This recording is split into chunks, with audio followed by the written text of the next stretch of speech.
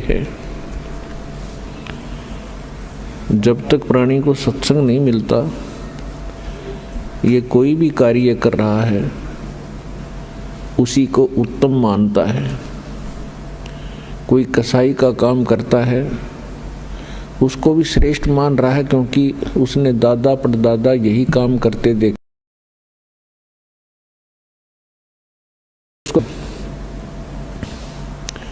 इसी प्रकार कोई शराब पीता है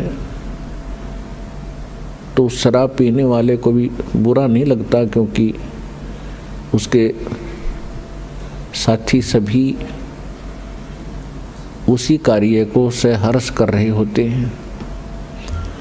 इसी प्रकार कोई चोरी करता है तो चोरों का ग्रुप भी भिन्न ही होता है, तो उनके सब के विचार एक जैसे ही होते हैं, इसलिए उनको वो काम बुरा नहीं लगता। सत्संग में आने से परमात्मा का विधान ज्ञान होता है, परमात्मा के नियमों की जानकारी होती है,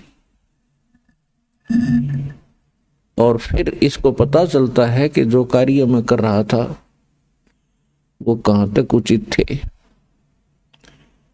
फिर वो त्यागने की चेष्टा करता है और एक दिन उनसे विमुक्त हो जाता है। ठीक इसी प्रकार सत्संग में आने से हमें एक और ज्ञान होता है। हम कौन हैं, कहाँ से आए हैं, हमारा उद्देश्य क्या है यहाँ रहने का। ये जीने मरने वाला जो सिस्टम है, सिलसिला है, ये है क्या।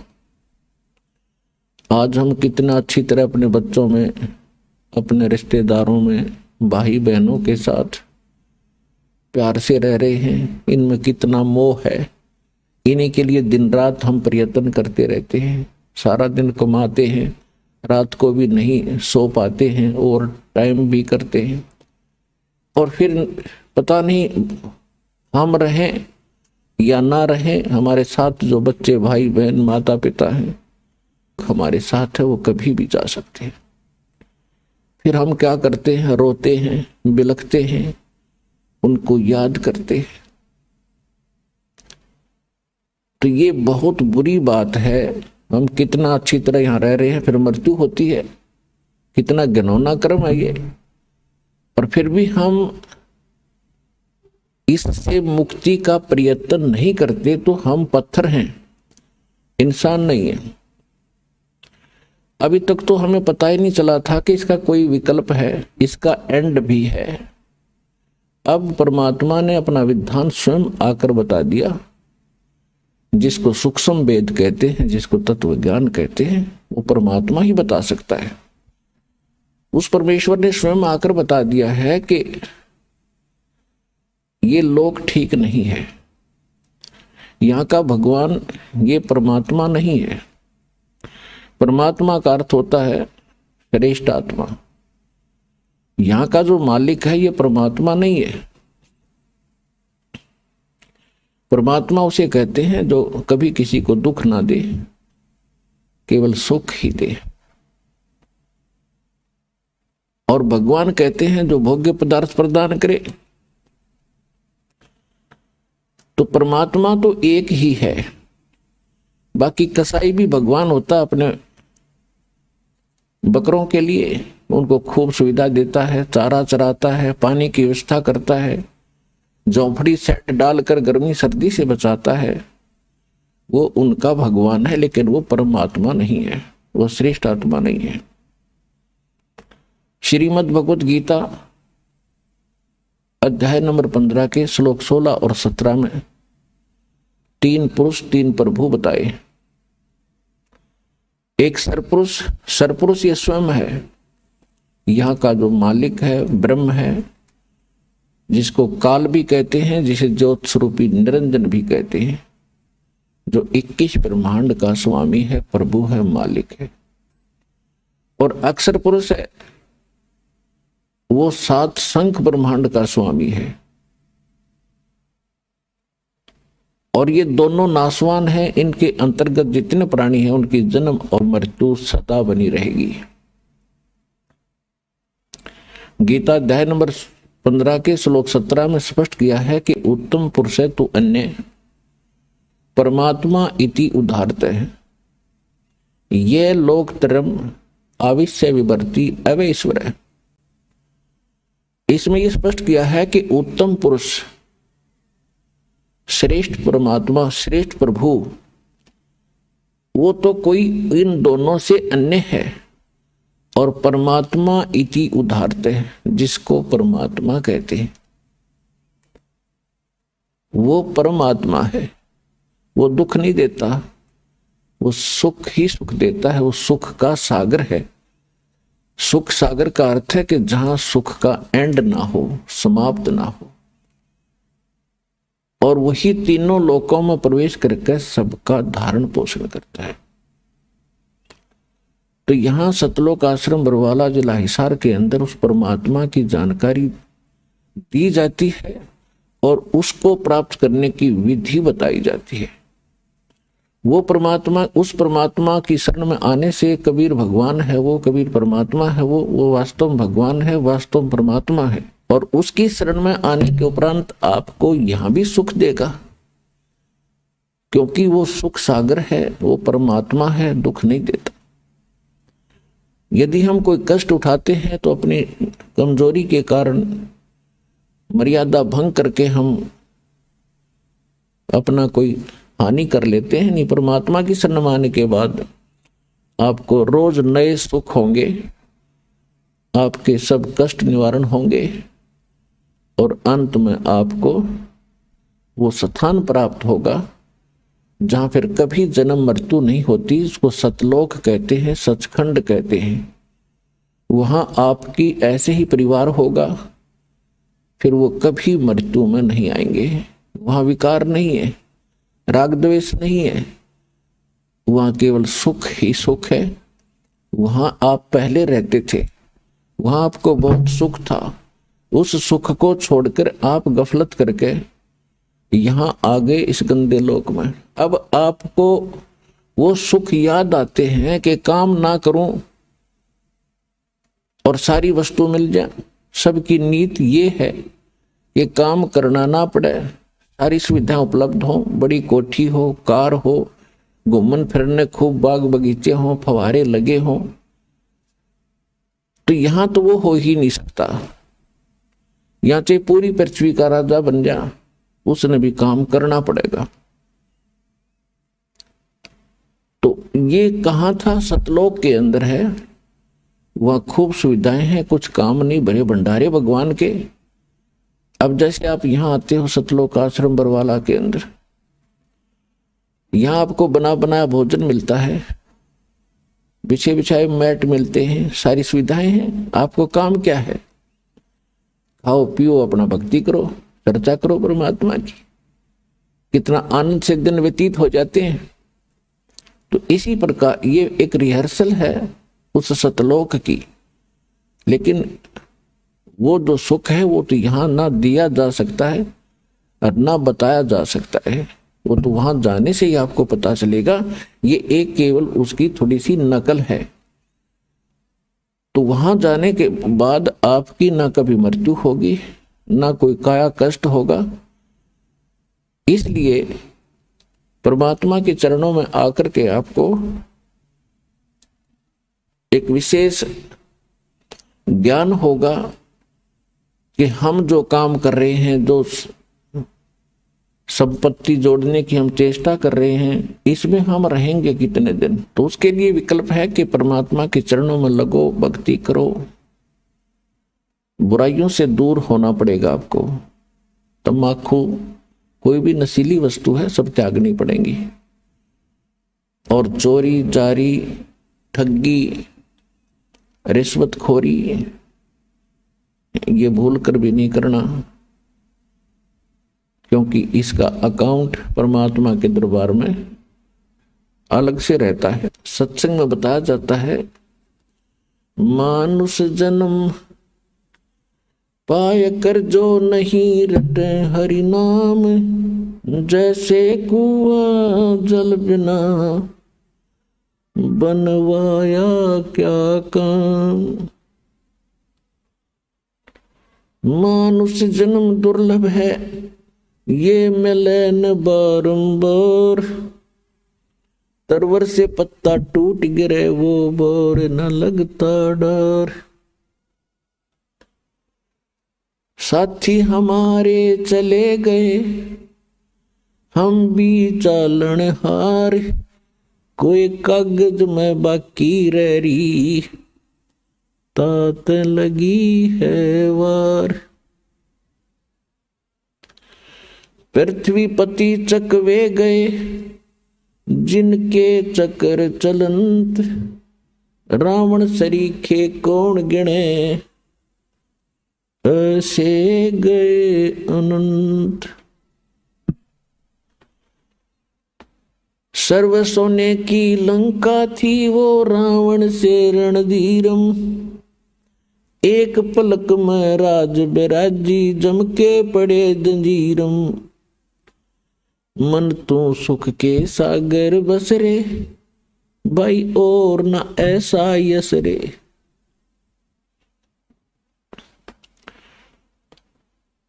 तो याद दिला जाता है कि बोले मानो, ये मनुष्य जीवन ऐसे नहीं प्राप्त होता जैसा आपने सस्ता सा समझ रखा है।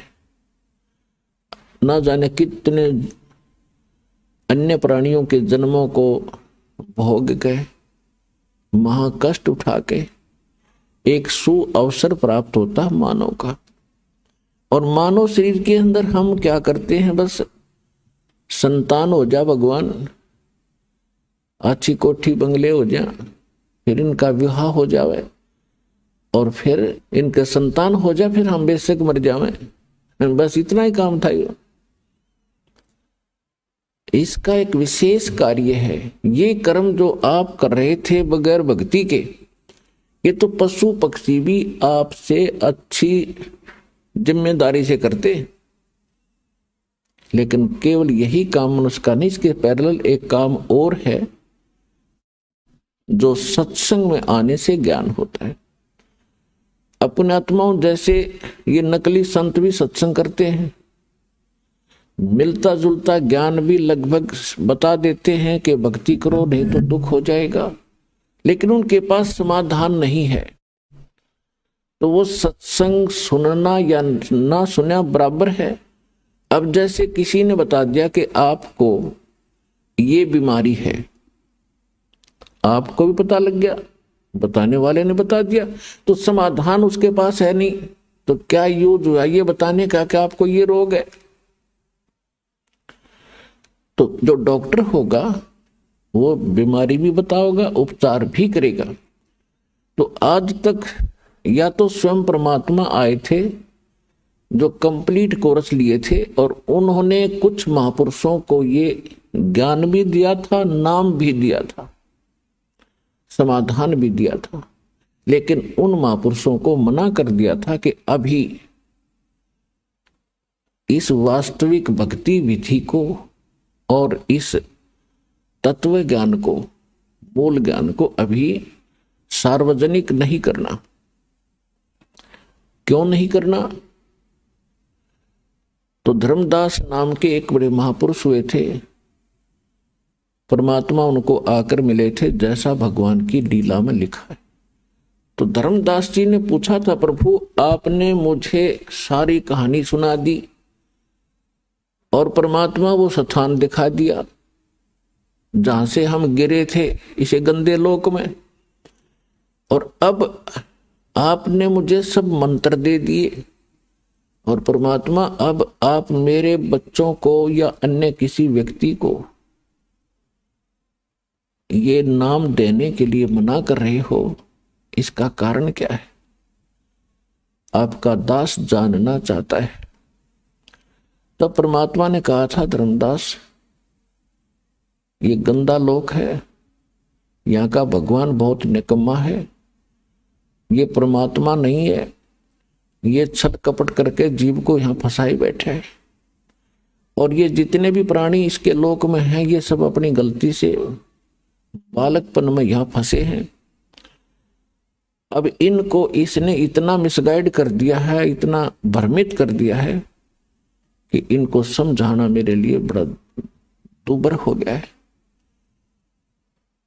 और अब इसने ऐसा मोर्चा डांट दिया कि असली भगवान का तो नामो निशान मिटा दिया। और बाकी सारी चीज को कैसी पूजा करता है, बड़ी खुशी से करता रहो, कोई प्रॉब्लम नहीं। कहीं तीर्थ पर जाओ, कोई व्रत रखो, कोई मंदिर पूजो, मस्जिद पूजो, गुरुद्वारा पूजो, चर्च में जाओ, या कहीं 4 ईंट लगा के वहां मत्था टेकते रहो, या कोई घोर तप कर लो। वो साधना इसने समाप्त कर दी जिससे मोक्ष होगा। और इस काल भगवान ने अपने दूत भेज रखे हैं, ये संत बना के। ये मेरे बच्चे हैं सभी, ये संत भी मेरे बच्चे हैं, मेरी आत्मा है, और श्रोता भी मेरी आत्मा है। लेकिन अब ये इतने भ्रमित हो गए, काल के हाथों पड़ गए। अब यो इनको नाच नचा रहा है, इनकी पूंजी का नाश करवा रहा है। जो संत या कोई नेता, राजनेता, कोई मंत्री, प्रधानमंत्री, राष्ट्रपति बनते हैं, ये पिछले जन्म के बहुत घने पुण्यकर्मी प्राणी होते हैं। जैसे इन्वर्टर की बैटरी चार्ज कर रखी हो और वो पूरी चार्ज है, तो वो चार्ज है, तो वो आगे चार्जर नहीं भी लगा है, हटा दिया गया है, तो भी वो अपना काम प्रॉपर कर रही है। पंखे भी चल रहे हैं, ट्यूब भी जग रही है, और भी जो उसके सत्र का काम वो पूरा कर रहा है। लेकिन यदि आगे उसको चार्ज नहीं किया जाता है, चार्जर गलत लगा रखा है, सही स्थान में चार्जर नहीं लगा है, जिसमें लाइट है, वैसे को चार्जर लगा भी दिखता हो, तो बैटरी चार्ज नहीं हो रही। और जिस समय वो बैटरी समाप्त होगी, डिस्चार्ज हो जाएगी, फिर सब सुविधाएं एकदम समाप्त हो जाएगी। तो ये जितने संत बने हुए हैं, बने हैं या पैसे वाले सेठ बने हैं, ये पिछले जन्म जन्मांतर के बहुत घने पुण्यकर्मी प्राणी हैं।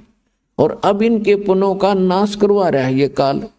इनकी महिमा बढ़ा दी, लोग सलूट मारे हैं, गुरु जी बन गए, क्योंकि श्रद्धालु तो उसको गुरु मान बैठा है। और गुरु के प्रति जो आस्था है वो तो एक विशेष होया करती है।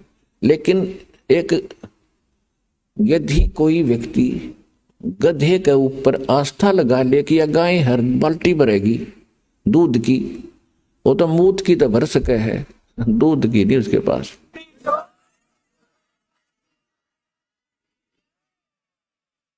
तो जितने भी ये नकली संत इस तत्व ज्ञान से परिचित नहीं है, इनको सभी संत मान करके इस आशा में बैठे हैं ये पार करेंगे। ये आप तो हो जाइए पार, थारी तो बात बहुत दूर की है। पार होंगे मूल मंत्र से, मूल मंत्र से पार होंगे, और देने वाला मूल मंत्रों का अधिकारी हो तब पार होंगे। तो इस प्रकार परमात्मा बता रहे हैं धर्मदास जी को कि जिस समय ये भोली आत्मा यहां फंस गई इस काल के जाल में, आगे इसके साथ में, क्योंकि जब ये यहां आए तुम सभी भक्ति युक्त थे, तुम्हारे पास घना धन था भक्ति का, और आप उस भक्ति धन को लेकर इस ठग के साथ आगे, इस ब्रह्म के साथ, सरपुरुष के साथ, इस पर तुम आसक्त हो गए। ये सृष्टि रचना में आपको बहुत बार सुनाया है। अपने पिता से तुम विमुख हुए, भगवान के हृदय से उतर गए, और जिस कारण से आप यहां आ गए। इसने क्या छल किया आपके साथ? पहले आपको रखा ऊपर स्वर्ग में, पहले ब्रह्मलोक में रखा। ये ब्रह्मलोक क्या है? एक रेस्टोरेंट है, एक ये होटल है, और ये उसका मालिक है। इसने वहां अपने एजेंट छोड़ रखे हैं और उसका कमीशन रखा हुआ है, और जितने पुण्य हैं वो सब सुविधा ये देता है, लेकिन उसके व्यक्ति विशेष के, उस आत्मा के पुण्यों से ही वो सब कुछ वहां खाता, भक्ति धन से। और जब भक्ति धन इसका समाप्त हो जाता है तो उसको पृथ्वी पर पटक देता है यहाँ। और फिर इसने परमात्मा का दिया हुआ ज्ञान, वेद, इनकम्प्लीट दे दिया। परमेश्वर ने इस ब्रह्म को कंप्लीट स्पिरिचुअल नॉलेज दिया था ताकि मेरे बच्चों को ये सारा ज्ञान बता दे, ये भक्ति करके फिर आ जाऊं वापस। इसने जब ये परमात्मा का ज्ञान प्राप्त हुआ, इसको परमात्मा ने, कबीर परमेश्वर जी ने इस काल भगवान के अंतःकरण में, इसकी आत्मा में ये कंप्लीट स्पिरिचुअल नॉलेज डाल दिया था, जिसको तत्व ज्ञान कहते हैं। और समय आने पर ये जो बाहर आया वो स्पिरिचुअल नॉलेज यानी वेद, कंप्लीट वेद, पूर्ण वेद, ये एक ही ज्ञान था। फिर इसने क्या किया कि उसमें से वो पोर्शन निकाल दिया जो परमात्मा की सीधी जानकारी थी, और वो मंत्र इसने नष्ट कर दिए। इसने केवल ये 4 वेद रख लिए, जिसमें महिमा तो परमात्मा की कंप्लीट है, लेकिन वे ऑफ वर्शिप, परमात्मा की पूजा का जो मार्ग है वो केवल ब्रह्म तक का है। ओम नाम का जाप लिखा है यजुर्वेद अध्याय नंबर 40 के मंत्र 15 में। वायु अनिलम अमृतम भस्मांतम शरीरम अथितम भस्मांतम शरीरम ओम कर्तु समर किलबे समर और कर्तुम समर। ओम नाम का जाप काम करते करते सेवन करो, विशेष श्रद्धा के साथ सेवन करो, मनुष्य जीवन का मूल कर्तव्य जानकर इस नाम का जाप करो। फिर 40वें अध्याय के 17वें श्लोक में बताया गया है कि वो परमात्मा, जो पूर्ण परमात्मा, वो तो गुप्त है, उसकी जानकारी ये नहीं रखता, क्योंकि ये बताना नहीं चाहता। और ये वेद ज्ञान फिर ये बता रहा है कि मेरा ओम नाम है और इसकी भक्ति करो।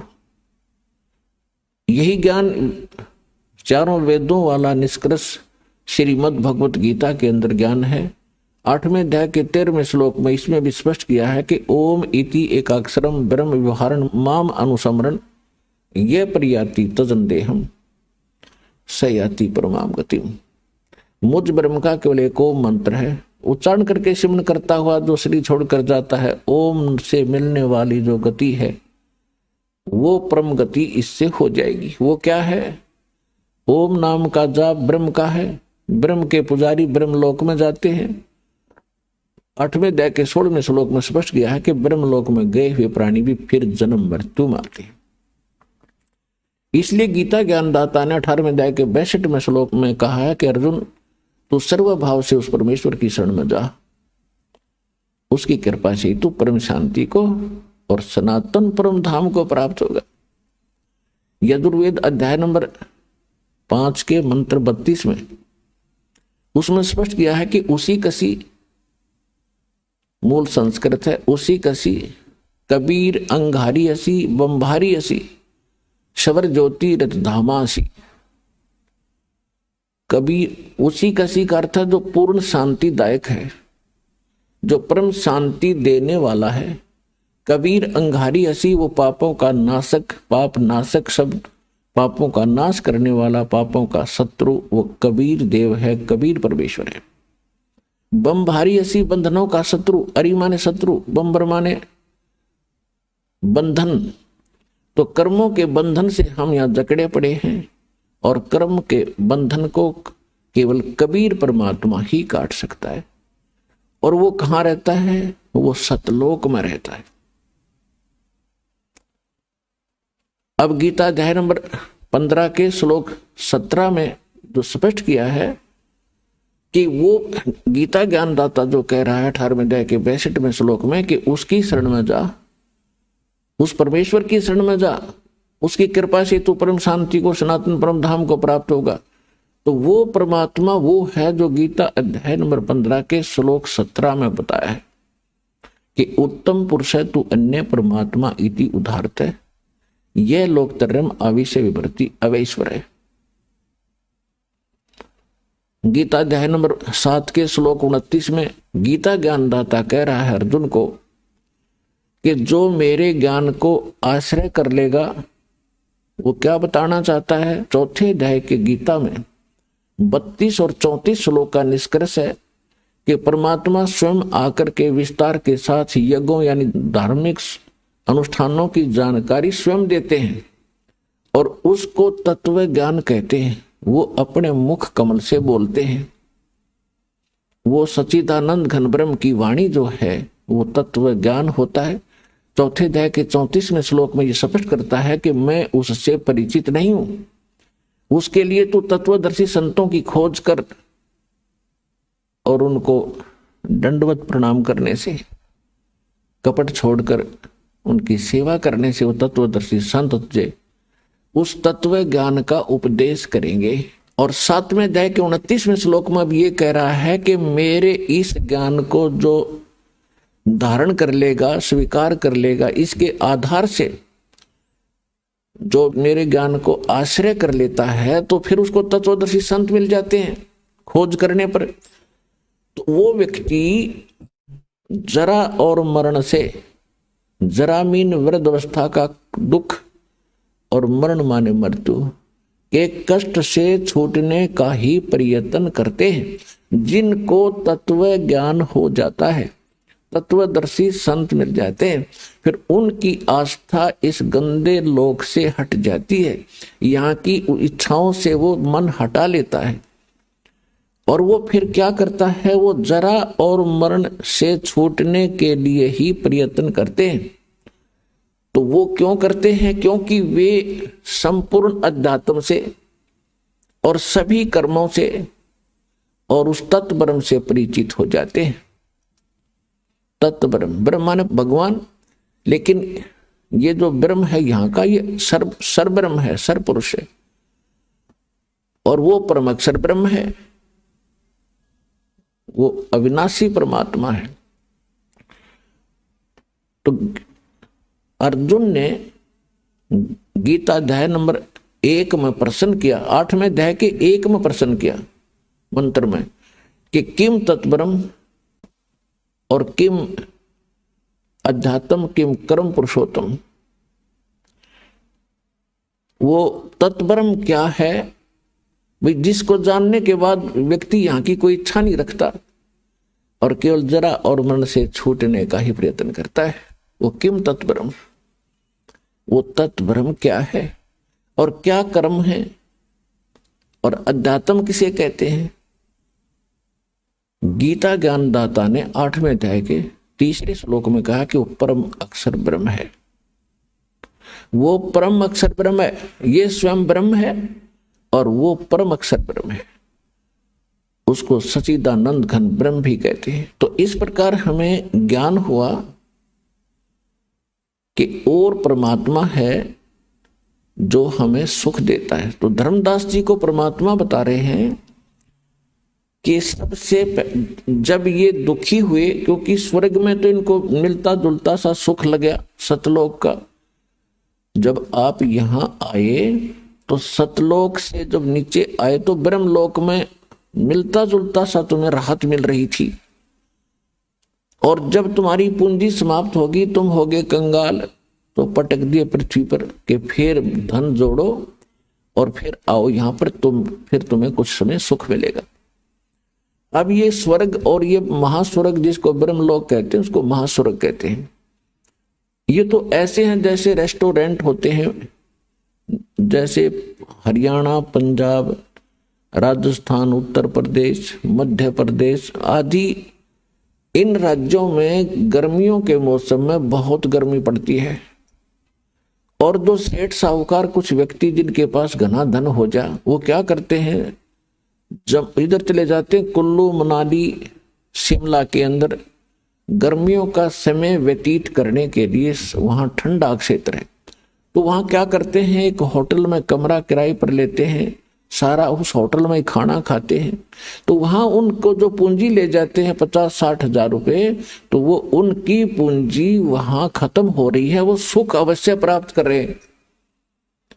और जब उनकी वह धन समाप्त हो जाएगा, उनको फिर से कर्म क्षेत्र में आना पड़ता है। और अगले वर्ष हो सकता है इतनी पूंजी ना बचे कि हम होटल में जा सके 2 महीने 3 महीने काटने के लिए, मई जून जुलाई के, तो फिर वहीं पड़ा रहना पड़ेगा उसको। तो ऐसे यहाँ के स्वर्ग महास्वर्ग बताए हैं उसके लिए गीता ज्ञानदाता कहता है कि यदि तुम्हें कंप्लीट पीस चाहिए, संपूर्ण शांति चाहिए, तो उस परमेश्वर की शरण में जा। उसके लिए ऑप्शन छोड़ दिया कि मैं नहीं जानता, तत्वदर्शी संतों से पूछो। तो ये दास रामपाल दास है, वो तत्वदर्शी संत इस विश्व में।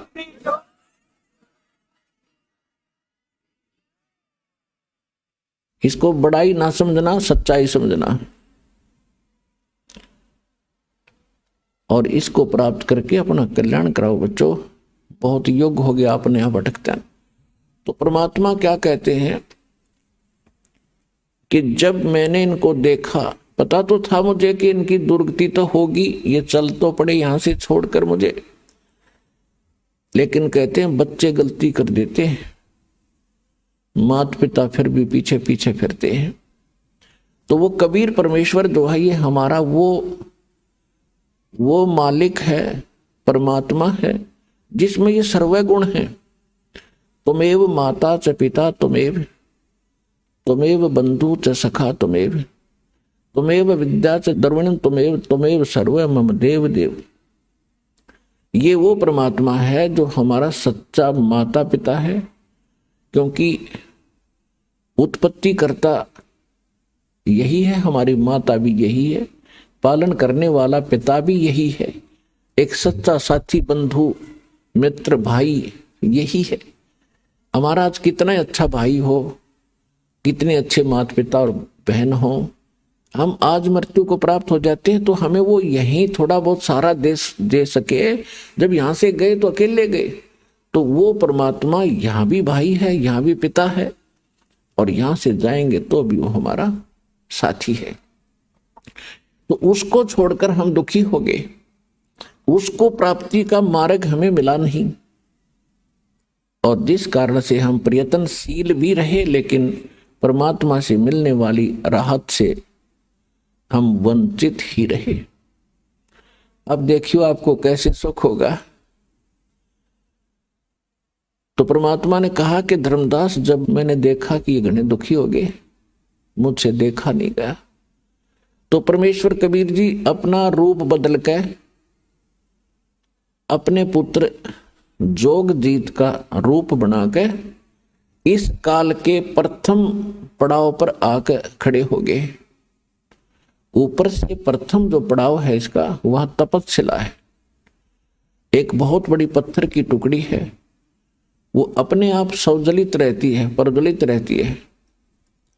उसके ऊपर 1,00,000 मानव शरीरधारी प्राणियों को ये काल भगवान उस पे भूनता है।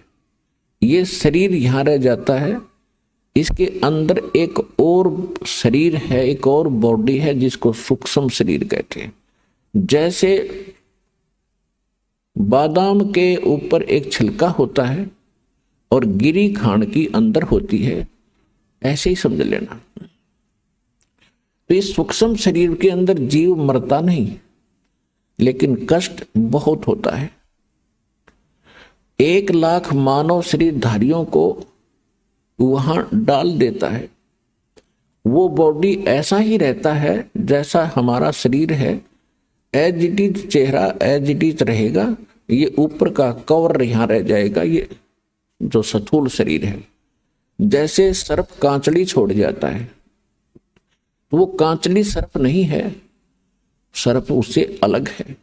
ऐसे इस प्राणी को ऊपर पटका जाता है वहां सूक्ष्म, उसमें तपतशिला पर। तो वहां बहुत बुरा हाल होता है। जैसे खील भुना करते हैं, ऐसे चटक मटक प्राणी करते और उठ नहीं सकते, ऐसी सिद्धि से वहां कार्य किया जाता है। उनको भूनने का उद्देश्य क्या है कि आप सारे जीवन में जो भी खाते हो पीते हो, और आप एक और विशेष चीज देखो कि तम्बाकू, हुक्का, बीड़ी, ये इस बॉडी के लिए हानिकारक है। और तकरीबन समाज, किसी भी समाज में देख लो, सब पीने लगे हुक्का, बीड़ी, तम्बाकू, शराब, मांस खाना, भुक्की पीना। ये क्यों पिलाता? ये पिलाता मन रूप में। ये काल सबके अंदर एक एलिमेंट रूप में रहता है, इसने छोड़ रखा एलिमेंट। जैसे परमात्मा का एलिमेंट तो आत्मा है और काल का एलिमेंट ये मन है, तो इसने सारी को बद्ध करवाणी जीवते, इसलिए कि जितने ये बकवाद खावेगा पीवेगा उतना ही इसकी बॉडी में उसका अंश लिप्त होगा सूक्ष्म शरीर में।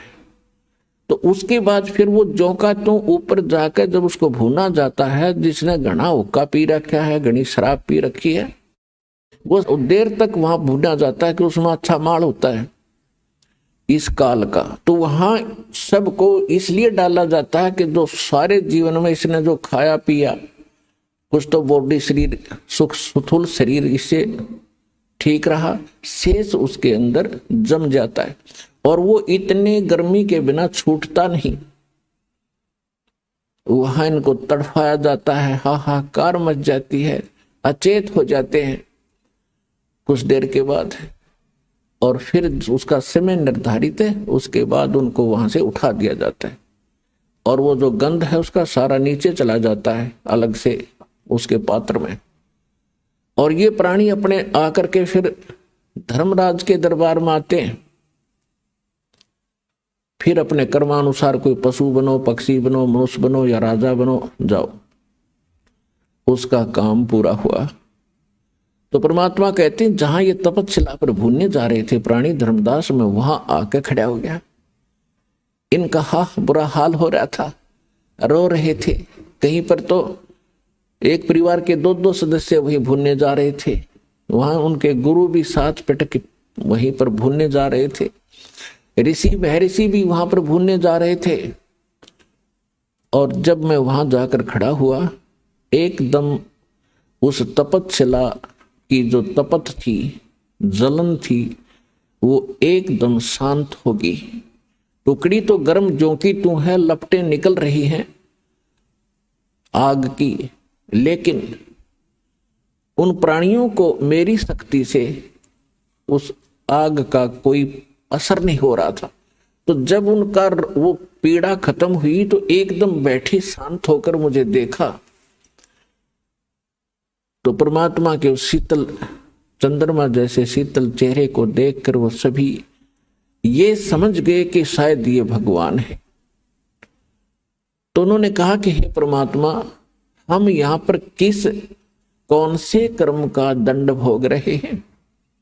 तो परमेश्वर ने कहा कबीर जी ने कि बेटा, ये तुम्हारा इस लोक का दंड नहीं, ये तुमने सतलोक में गलती करी थी।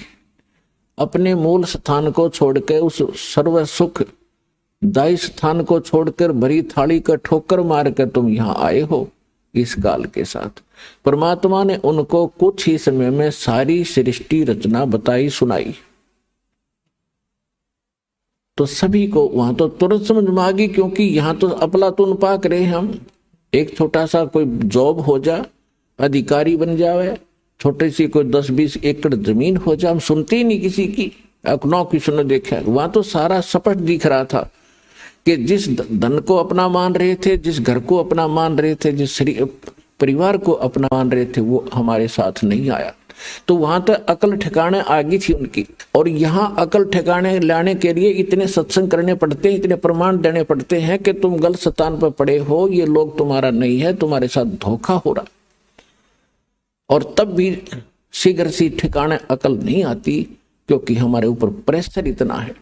लेकिन मालिक का ज्ञान भी इतना प्रबल है और समाधान इतना प्रबल है, एक दिन अकल ठिकाने आकर रहेगी पूरे विश्व की। अब वो समय आ गया।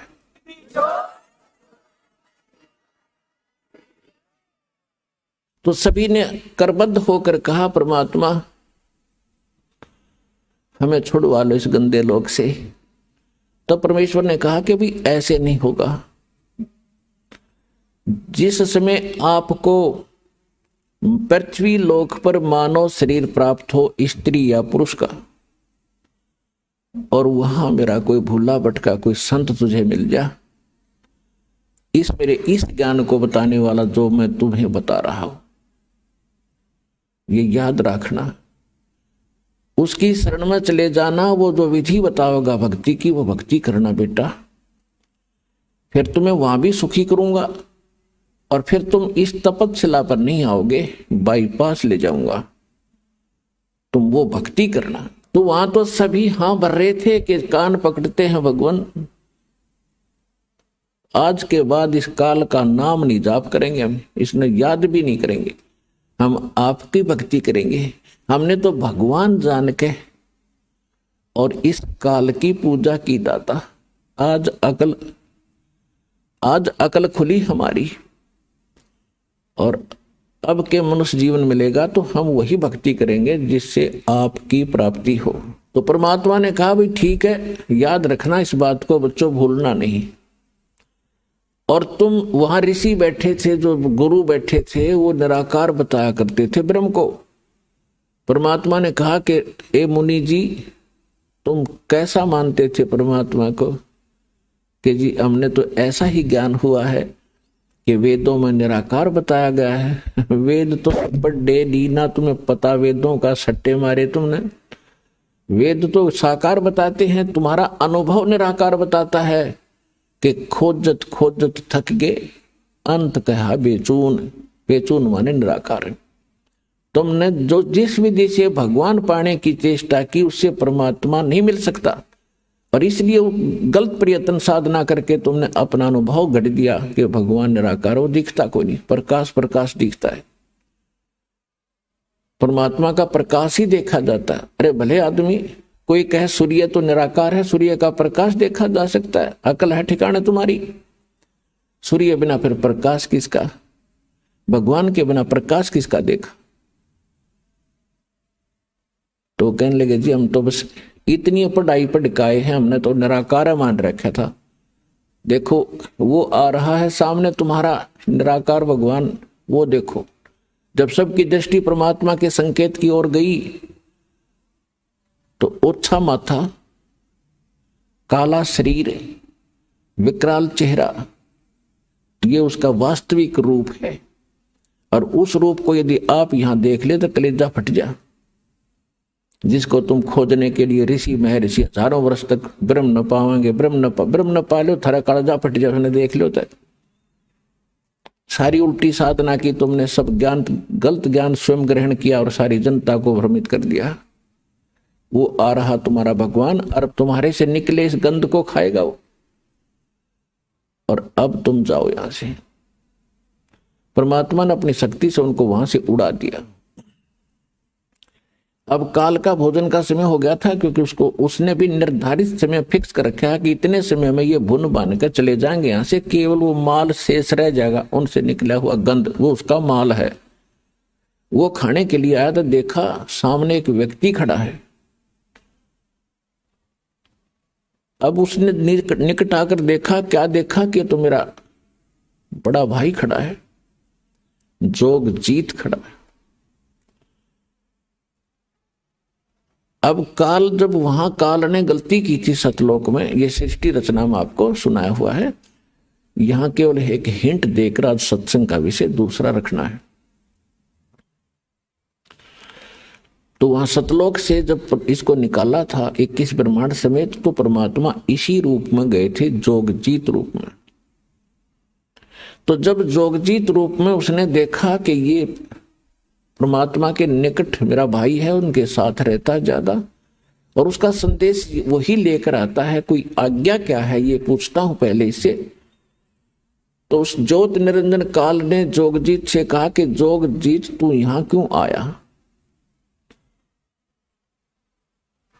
अब कोई पिता का आदेश है तो मुझे बता, और तूने मुझे वहां से मार कर निकाला था, तू मेरे लोक में क्यों आया? मेरी तू आ कैसे गया? अब मैं तुझे पहले तो आदेश बता दे क्या है परम पिता का, फिर तुझे मैं मारूंगा, कुटूंगा। तब परमात्मा बता रहे हैं धर्मदास जी को, मैंने इससे बताया कि सुन ले आदेश परम पिता का। ये आत्मा परमात्मा की है, और ये तेरे साथ आ भी गई थी तो ऐसा जुल्म नहीं करना था तूने।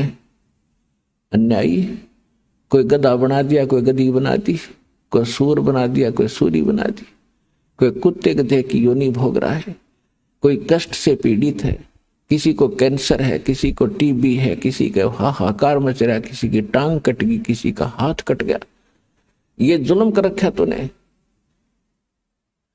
तेरे रहम नाम की चीज नहीं है। परमात्मा दुखी हुए इस बात से। तो वो कहता है कि मैं तो सत्य का राज करता हूं, जो जैसा कर्म करता है उसका वैसा ही फल देता हूं। भगवान का आदेश है मेरे को कि सत्य का राज करना, किसी अन्याय ना करना।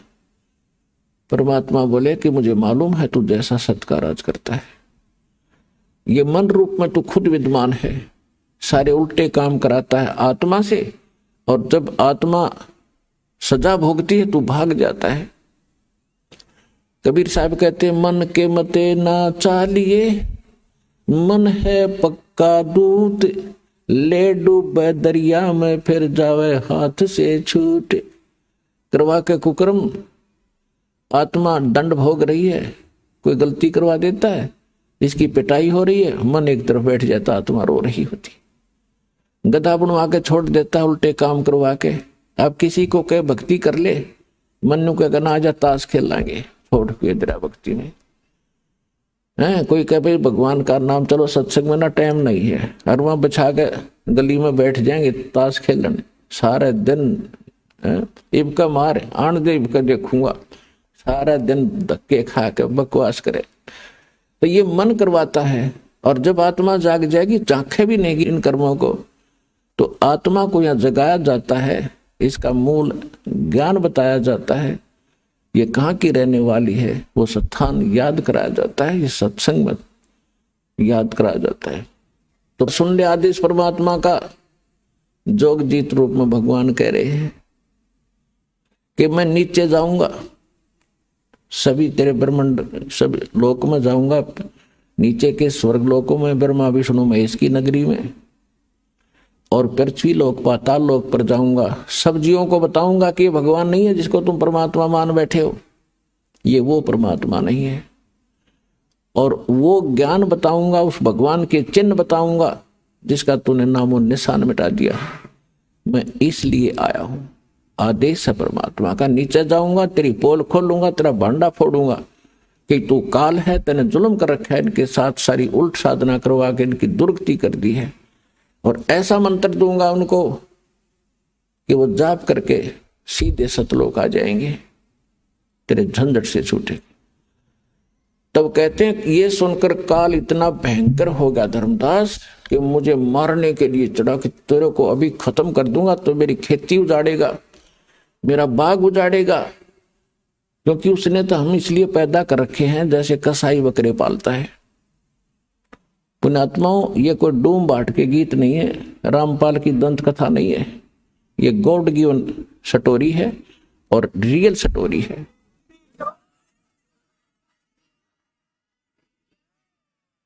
क्योंकि हमने अपने गलत ज्ञान सुन रखा है, वो अटपट अच्छे लगे, रामकृष्ण की कहानी, सुदामाली, वैसी इतनी भक्ति थी क्या? ये क्या यही कहानी थी? ये है वो परमात्मा की सत्यनारायण कथा जो दास साहब को सुना रहा है। तो आपको इसलिए पाल रखा, धर्मदास जी को बता रहे परमात्मा के जैसे कसाई बकरे पालता है, और उन बकरों की बुद्धि इतनी ही काम करती है कि ये बहुत अच्छा आदमी है जो हमारा मालिक है। कैसे अच्छा आदमी है कि इसने बहुत बढ़िया हमारे लिए इस चरागाह बनवा रखे हैं जहां हम चरते हैं, एक सरोवर तालाब बना रखा है जहां हम पानी पीते हैं, फिर एक झोंपड़ी डाल रखी है, शेड डाल रखा है जहां हम गर्मी सर्दी से बचने के लिए उसके नीचे बैठ जाते हैं। और ये मालिक आता जब हमें बड़ा संभालता है, हमारे ऊपर हाथ फेरता है। तो यहां परमात्मा कहते हैं धर्मदास जी को कि आप जब ये सुविधाएं देखते हो यहाँ की कि कितना सुंदर बाग बगीचे, कैसे झरने बह रहे हैं, कितना नीचे शीतल जल निकल रहा है, मीठा जल, और बड़ी हवा चल रही है, बड़ी पृथ्वी दे रखी है, इस पर बड़े पदार्थ दे रखे हैं, इनको देखकर तो ऐसा लगता है कि गणा बढ़िया भगवान है, बहुत अच्छा स्वामी, कितनी सुविधा हमारी कर रखी है। और जब ये कुंडबा घाणी करता है, कितने दुर्घटना में परिवार के परिवार नाश हो जाते हैं, भूकंप आ जाता, पूरा क्षेत्र तहस नहस हो जाता है, तो उस समय इसकी दयालुता पर हमारे दिमाग नहीं जाता कि अब ये क्या हो रहा है।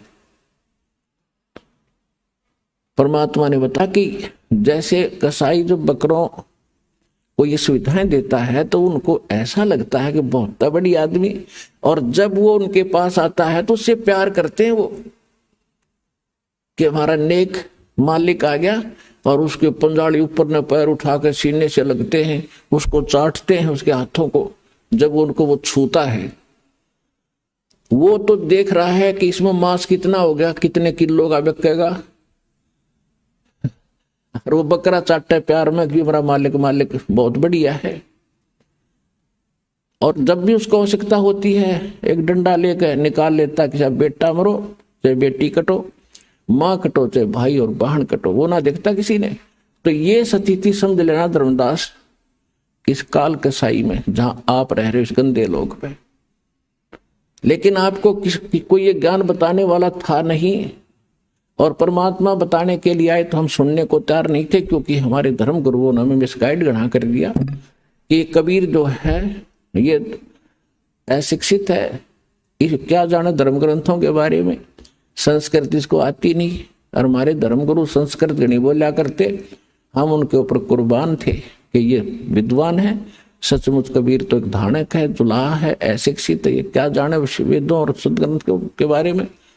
तो ये निंदा कर रहा है हमारे धर्मों की। और परमात्मा सच्ची बताया करते थे, वही ज्ञान जो आज दास बता रहा है यही परमात्मा स्वयं बताया करते थे। उस समय हमने स्वीकार नहीं किया क्योंकि हम अशिक्षित थे। अब जो रहस्य आपको आज उजागर किया जा रहा है कि वो नाम क्यों मना कर रखा था उस समय बताने को, और अब क्यों आदेश दिया है इसको खुलेआम बताने का। तो उस समय धर्मदास जी को परमात्मा ने बताया कि इसने ये व्यवस्था कर रखी है, अपने स्वार्थवश तुम्हें यहां रोक रखा है, और 3 गुण है इसके पुत्र, उनमें एक एक गुण भर रखा है, और उनके कारण आप इतने यहां जकड़े पड़े हो। ब्रह्मा में रजगुण भर दिया, रजोगुण के प्रभाव से जैसे किसी ने शराब पी रखी है या भांग पी रखी है, वो जो भी गतिविधि करता वो होश हवास में नहीं कर रहा, वो तो मजबूरी है। 1000 ने पी रखी हो भांग तो सारी एक जैसा काम करेंगे, एक जैसी उनकी चाल होगी, एक जैसी बोली होगी, एक जैसी क्रिया होंगी। तो यहां सबके ऊपर, प्रत्येक प्राणी पर, चींटी से लेकर हाथी मानव, सबके ऊपर उनका प्रभाव है। तो उससे प्रभावित होकर सभी संतानों उत्पत्ति करते, ये विवश हो गए हैं। बस की बात नहीं, प्राणी कहते कितनी बात बनाओ, ऋषि महर्षियों की कथा सुना दें आपको, ये बड़े बड़े इन्होंने खूब कोशिश की हम इस विकार से बचें, वासना रहित हो जाएं। एक श्रृंगी ऋषि था और वो घर त्याग कर ऋषि परमात्मा पाने के लिए जंगल में चला गया। अब इनको ज्ञान तो था नहीं बेचारों को, लेकिन भगवान के लिए आत्मा भटक ही रही है। आप भी भटक रहे हो, कोई कहीं जा रहा था, कोई कहीं जा रहा था। यह आत्मा रुक नहीं सकती जब तक परमात्मा नहीं मिलेगा इसने। तो श्रृंगी ऋषि ब्राह्मण घर त्याग कर जंगल में बाल ब्रह्मचारी रहे, और ये पहले यही क्रिया करने की चेष्टा करते थे कि पहले हम निर्विकार हों तो तब भक्ति बनेगी, इनकी यह सोच थी। तो जिस साधना से वो निर्विकार होने की कोशिश कर रहे थे वो साधना भी निर्विकार नहीं हो सकते। तो उन्होंने क्या किया कि भी अन्न अधिक नहीं खाना चाहिए, ज्यादा अन्न खाने से वासना जागती है, चटपटे भोजन खाने से। तो उसने अभ्यास करते करते इतना अल्प आहार करने का अभ्यस्त हो गया, लास्ट में एक दिन में वृक्ष के तरफ मुंह करके बैठ जाता, भक्ति करता था। साधना जैसा उसने डले ढूंढ का पता था, और सारा दिन में एक बार वृक्ष की छाल पर जीभ मारता था। बस अंत में इतना अल्प आहार हो गया था उसका, और जिस कारण से वो आसपास के क्षेत्र में घना प्रसिद्ध हो गया। कि भी इस महात्मा देखा नहीं, सारा दिन भक्ति करता है, समाधिस्थ रहता है, आंखें भी नहीं खोलता, सारा दिन में एक बार वर्ष के जिह्वा लगाता है, बस उसी से तृप्त हो जाता। अयोध्या नगरी के आसपास जंगल में वो बैठा था, तो वहां सब जगह ये बातें फैली। तो अयोध्या के राजा दशरथ की लड़की थी और उसको भी पता चला श्री रामचंद्र से पहले, रामचंद्र अर्थात जब तक पैदा भी ना हुए थे, तो लड़की को पता चला, तो अपने पिता की आज्ञा लेकर संत के दर्शनार्थ वो भी चली गई अपनी सहेली नौकरानियों के साथ। तो वहां जाकर देखा उसने कि साधु बड़ा महापुरुष है, और अगर यदि ये आंखें खोल ले, इसको घर ले आए हम और इसके वचन सुने, सेवा करें, कुछ अच्छी हमारी किस्मत बनेगी। तो इस उद्देश्य से उसने अन्य किसी महापुरुषों से, उनके साथ जो साधु संत रहते थे, ब्राह्मण गुरु होते थे, उनसे पूछा ये आंखें कैसे खोले। तो किसी वैद्य ने बता दिया कि आप जहां ये जीवा लगाता है श्रृंगी ऋषि, उस वृक्ष की उस स्थान पर थोड़ा सा शहद लगा दो। उस लड़की ने आज्ञा दे दी, उसके नौकरों ने वहां पर शहद ला दिया उस स्थान पर। अब ऋषि जी पहले तो एक बार जीभ मारता था, उस दिन 6 बार मारी, क्यों अच्छी मीठी लग गया। और अगले दिन फिर ऐसे कर दिया। तीसरे दिन ऋषि जी की, श्रृंगी ऋषि की आंख खुल गई और फिर उससे प्रार्थना की कि हमारे घर चलो। ऋषि जी ने घर जाने से तो मना कर दिया, लेकिन वहां लड़की डेली वहां सेवा करने जान लाएगी। अंत में उस राजा दशरथ की लड़की ने ब्याह कर लिया उस ऋषि जी ने। चला था भगवान पाने के लिए और फिर फंस गया उसी दलदल में। तो परमात्मा कहते हैं जो ये वासना है, रजगुण का जो प्रभाव है, ये इतने विवश हैं, ये प्राणी, ये जीव के बस का नहीं है। इसका तरीका बताया है परमात्मा ने। तुम डले ढूंढ जाओ, जंगल में जाओ। कबीर साहब कहते मन के मारे बन गए और बन तज बस्ती माही, कहे कबीर क्या करूं ये मन तो माने नहीं। एक किसान था, उसने कोई ज्ञान सुन लिया किसी संत से, इतना प्रेरित हो गया, उसका 2 बालक थे छोटे छोटे, उनने छोड़कर और चल पड़ा परमात्मा पाने के लिए। उस संत के आश्रम में रहने लग गया। अब वो संत के आश्रम में रहा करता था और वहां जाने के बाद कुछ दिन तो, क्योंकि आत्मा भगवान के लिए भटकती ही रहेगी, ये इसके बस की बात नहीं। और वो इतने चंट होते हैं, वो जो साधु संत होते हैं डेरे वाले, उनको ये पता है कि अब तो यू आ गया तरारे से, मैं कुछ दिन में इसका बालक भी याद आएंगे। तो इनको एक ऐब लगा देते हैं सुल्फे का या भांग पीने का, कि इन्हें पीकर पड़ा रहा मेरे पास। तो ऐसा ही उसने 7-8 वर्ष काट दिए। 7-8 वर्ष वहां रहा। तो एक दिन वो भिक्षा लेने के लिए नगरी में गया। उसने आवाज लगाई, माई भिक्षा दो। तो वो माई क्या था, उसके 2 बच्चे छोटे छोटे उसके दामन को पकड़े हुए, और वो भिक्षा लेकर आई। वह तो भिक्षा डाल कर चली गई।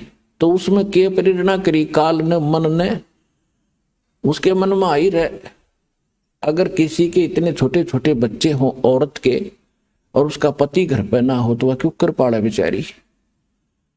उसका अपनी बात याद आ गई कि तू छोटे छोटे बच्चों को छोड़कर आया है, और तेरी पत्नी ने कैसे पाले होंगे। यह तो बहुत जुल्म कर दिया तने, तो बता कैसे पालेगी बेचारी वह। उसके मन में आया, चल घर चलते हैं। अब वो घर की तरफ चल पड़ा पटक का जोड़ी ने। फिर उसके मन में आया, छोड़ दे भाई, बात आई गई हुई, तू चाल उल्टाए।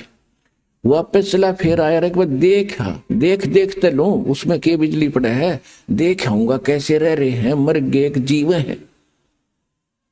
लास्ट में फाइनल फैसला कर लिया कि चल एक बार देख आता हूं। अब वो घर की जाने की वजह उसने सोचा खेतों में ही मैं की पहचान मत आऊं नहीं किसी के, क्यों दाढ़ी बढ़ रही है, अदल पछाण सा हो गया, 8-10 वर्ष हो गए, तो खेतों में देख लूंगा, बच्चे ठीक ठाक होंगे तो वहां होंगे, खेतों में काम कर रहे होंगे वहां पर। तो वो बाबा जी खेतों खेतों चलने लगा। वहां पर उसका छोटा भाई और उस बाबा जी की पत्नी वहां खेतों में काम कर रहे थे। तो उसके छोटे भाई ने अपनी भाभी से कहा कि देखो मुझे तो ऐसा लगता जैसे मेरा भाई आ गया हो। वह कहने लगी तू हमेशा ऐसे मजाक करता रहता है, मेरे वो थोड़ा बहुत दुख बोलती हूँ तो फिर ताजा कर देता है, तू मत बार बार ये बातें मत कहा करे। नो बोला सच्ची कहूं देख सामने चाल तो दिखा उससे कैसी, उसने भी देखा कहा चल चाल तो वाए दिखा पर वो तो कहाँ हुआ था, वो तो बाबा बन गया, कहाँ होगा यहाँ पर। फिर निकट से आया, जब उन्हें पक्का देख लिया कि वही हैरी दरिया रहा है तो वही होगा, तो वो कहने लगी फिर यू फिर चला जाएगा, जब आ गया तो फिर भी जाएगा। तो उसका भाई बोला तू थोड़ा सा सहयोग दे मुझे, इसने मैं रखूंगा यहाँ पर। वो कहने लगी बोल क्या करूं, कि तुम्हारे खेत में जो शीशम है मैं इसने काटने लगूंगा और तू शोर मचा दिए, अगर मेरा धनी होता तो तू के काट लेता, मेरे खेत में 2-4 फुट अंदर है फिर भी तू अपनी कह रहा है।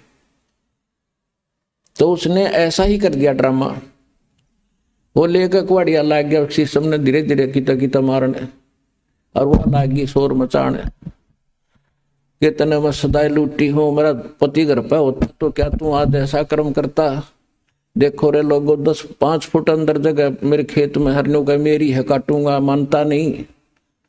और वो जुआर में बढ़ के नो देखा था, सुना था सारी बात बैठा बैठा। जुआर रोती देखी, जब लकड़ का आया, बोला रे एक लिए नहीं है मैं भी आ गया हूं।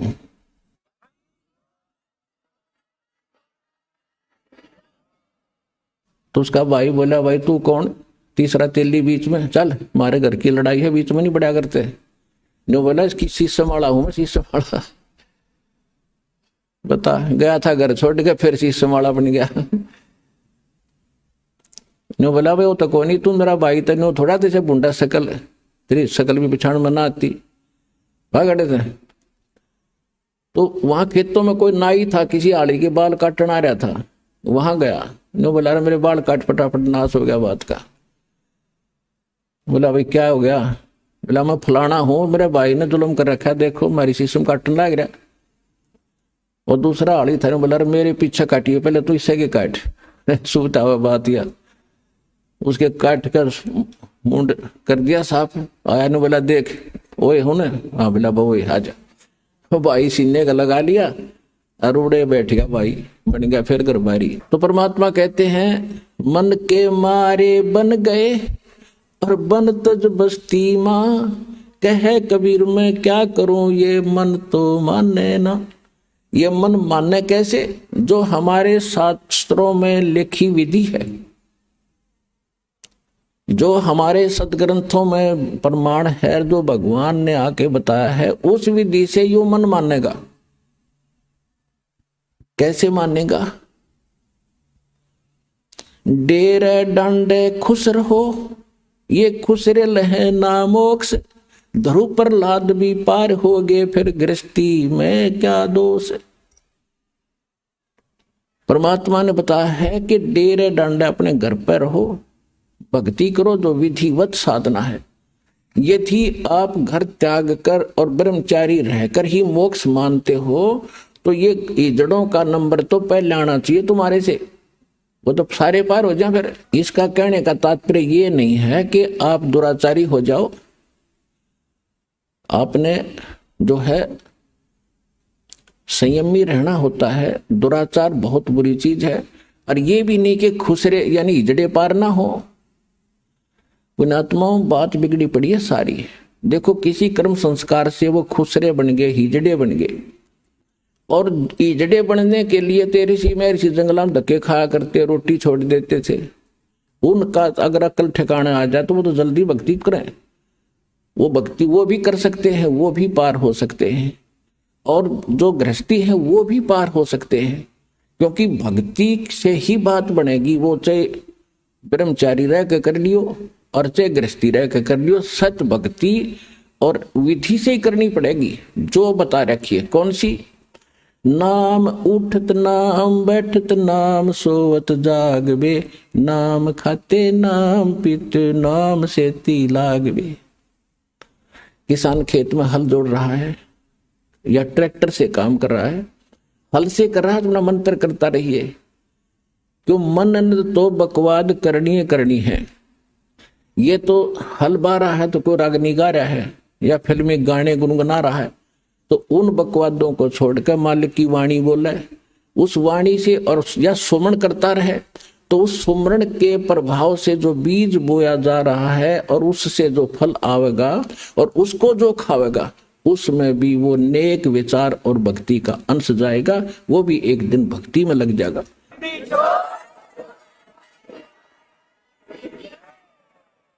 ये इन विचारों का इतना प्रभाव पड़ता है। एक संत की एक बहन शिष्या थी, वो उसके घर चला गया, उधर से उसकी शिष्या की बहन आई हुई थी, उसकी लड़की विधवा होगी, एक दो बच्चा था, जवान अवस्था में थी, और उसके कोई भाई था नहीं, उसके दामाद का कोई भाई नहीं था, इकलौता था अपने माता पिता के। तो वो उधर उन दो तीन संत के साथ दो तीन और भगत संत थे, तो उन्होंने जब खाना खाया, रात को सो गए, तो सुबह उस संत को सारी रात ऐसे सपना आया कि हे भगवान मेरी बेटी विधवा होगी, हे परमात्मा इसका क्या होगा, आगे कोई रास्ता नहीं, छोटे छोटे बालक हैं, कैसे पालेगी। तो उसने अपनी शिष्या को बुलाया कि बेटी आज ये खाना किसने बनाया था हमारा। उसने कहा कि मेरी बहन आई हुई है और उसने ये खाना बनाया था आपका। क्या उसकी कोई लड़की को हादसा हो गया? हाँ कहा जी, बहुत बुढ़ी बन गई उसके साथ, तो अभी दो बच्चे थे, वो लड़की विधवा होगी और बहुत चिंतित है ये। वो लड़की को बोला, उसको तो समझाया बेटी ये तो जो होना था हो गया, पर भक्ति कर नाम ले ले, तो बहुत अलग शिक्षा दी। लेकिन कहने का भाव ये है कि वो खाना बनाने वाले के विचार उस भोजन में गए और उसको जाकर अफेक्ट किया उस ऋषि संत को। तो इसी प्रकार जो आज सारे वातावरण में रागनी फिल्मी गाने राजनीति की बातें या अटपट सुनते हो, अखबारों में पढ़ते हो, फिर दूसरों को सुनाते हो, ये सारे समाज में फैल गया, सबका वही स्वभाव बन गया। सुबह उठते आदमी चाह पीछा पीवा, पहले का अखबार लो, अखबार हम के पढ़ रहे, उड़ा 3 मर गए हैं, उसका न्यू हो गया, फलाना न्यू हो गया, वहां बलात्कार हो गए, ये पढ़ने की बातें हैं। सुबह उठते मालिक की कथा सुने, परमात्मा के मंत्र जाप करें, परमात्मा की कथा सुने तो आत्मा का उद्धार हो। तो अब जैसे भक्त बताते हैं कि ट्रेनों में या बस में दूर देश से दूर राज्य से बच्चे आते हैं भगवान के, तो सुबह सुबह या शाम के समय जब ट्रेन में होते हैं, कोई आरती कर रहा है, कोई मंत्र कर रहा है, कोई सुबह के नित्यनेम कर रहा है, कोई दोपहर की रमैनी लगाए बैठा मोबाइल में, एक वातावरण बदलता जा रहा है। तो पूरे विश्व पर इसका असर होगा, एक दिन सब नाम लेंगे, ये मालिक का वचन है। तो ऐसे प्रभाव पड़ेगा।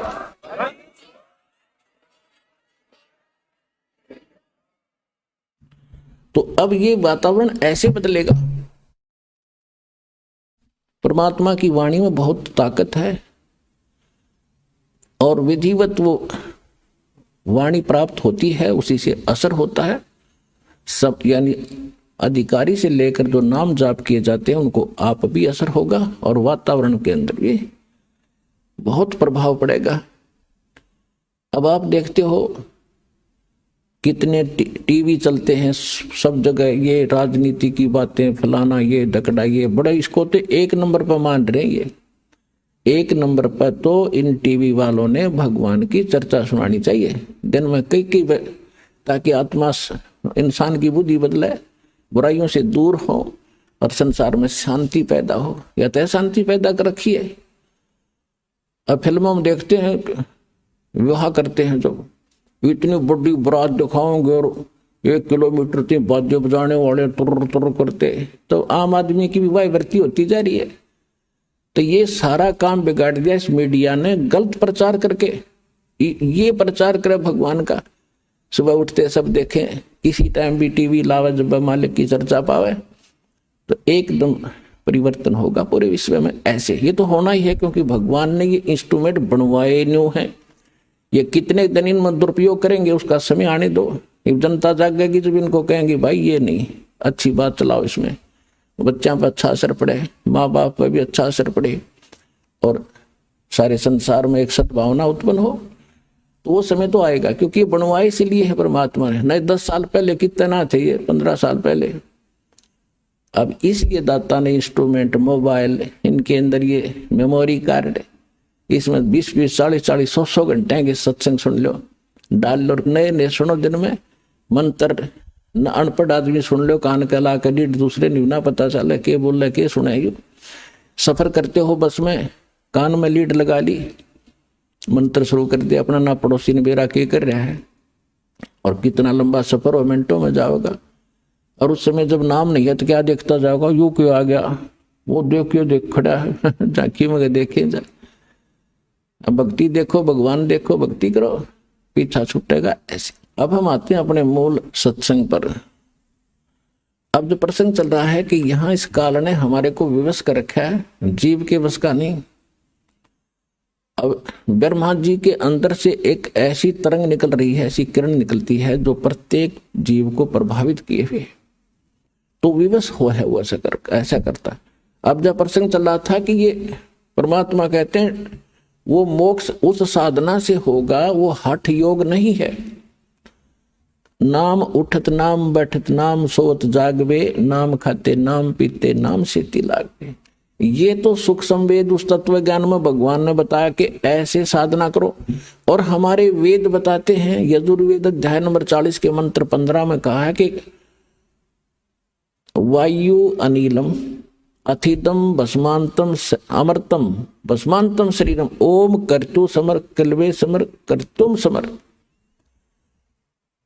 परमात्मा की जो भक्ति है, ओम नाम का सिमरण करो, काम करते करते करो, विशेष कसक के साथ करो, और मनुष्य जीवन का मूल उद्देश्य जानकर ओम नाम का जाप करो। और ओम नाम के जाप से जितना मोक्ष होना है वो इस विधि से प्राप्त होगा।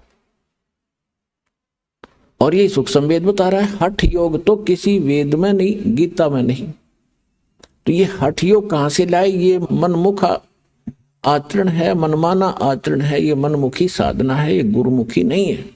तो जब तक हम सतगुरु के द्वारा बताए साधना ज्ञान को नहीं ग्रहण करेंगे, तब तक हम ऐसे ही डले ढोते। तो परमात्मा कहते हैं कि तुम परमात्मा की प्रेरणा में जंगल में चले जाते हो, घर छोड़ जाते हो, और भूख लगती है, प्यास लगती है, फिर रोटी मांगने फिर घर में और गृहस्थियों के पास आते हो। बता अकल है तुम्हारे अंदर?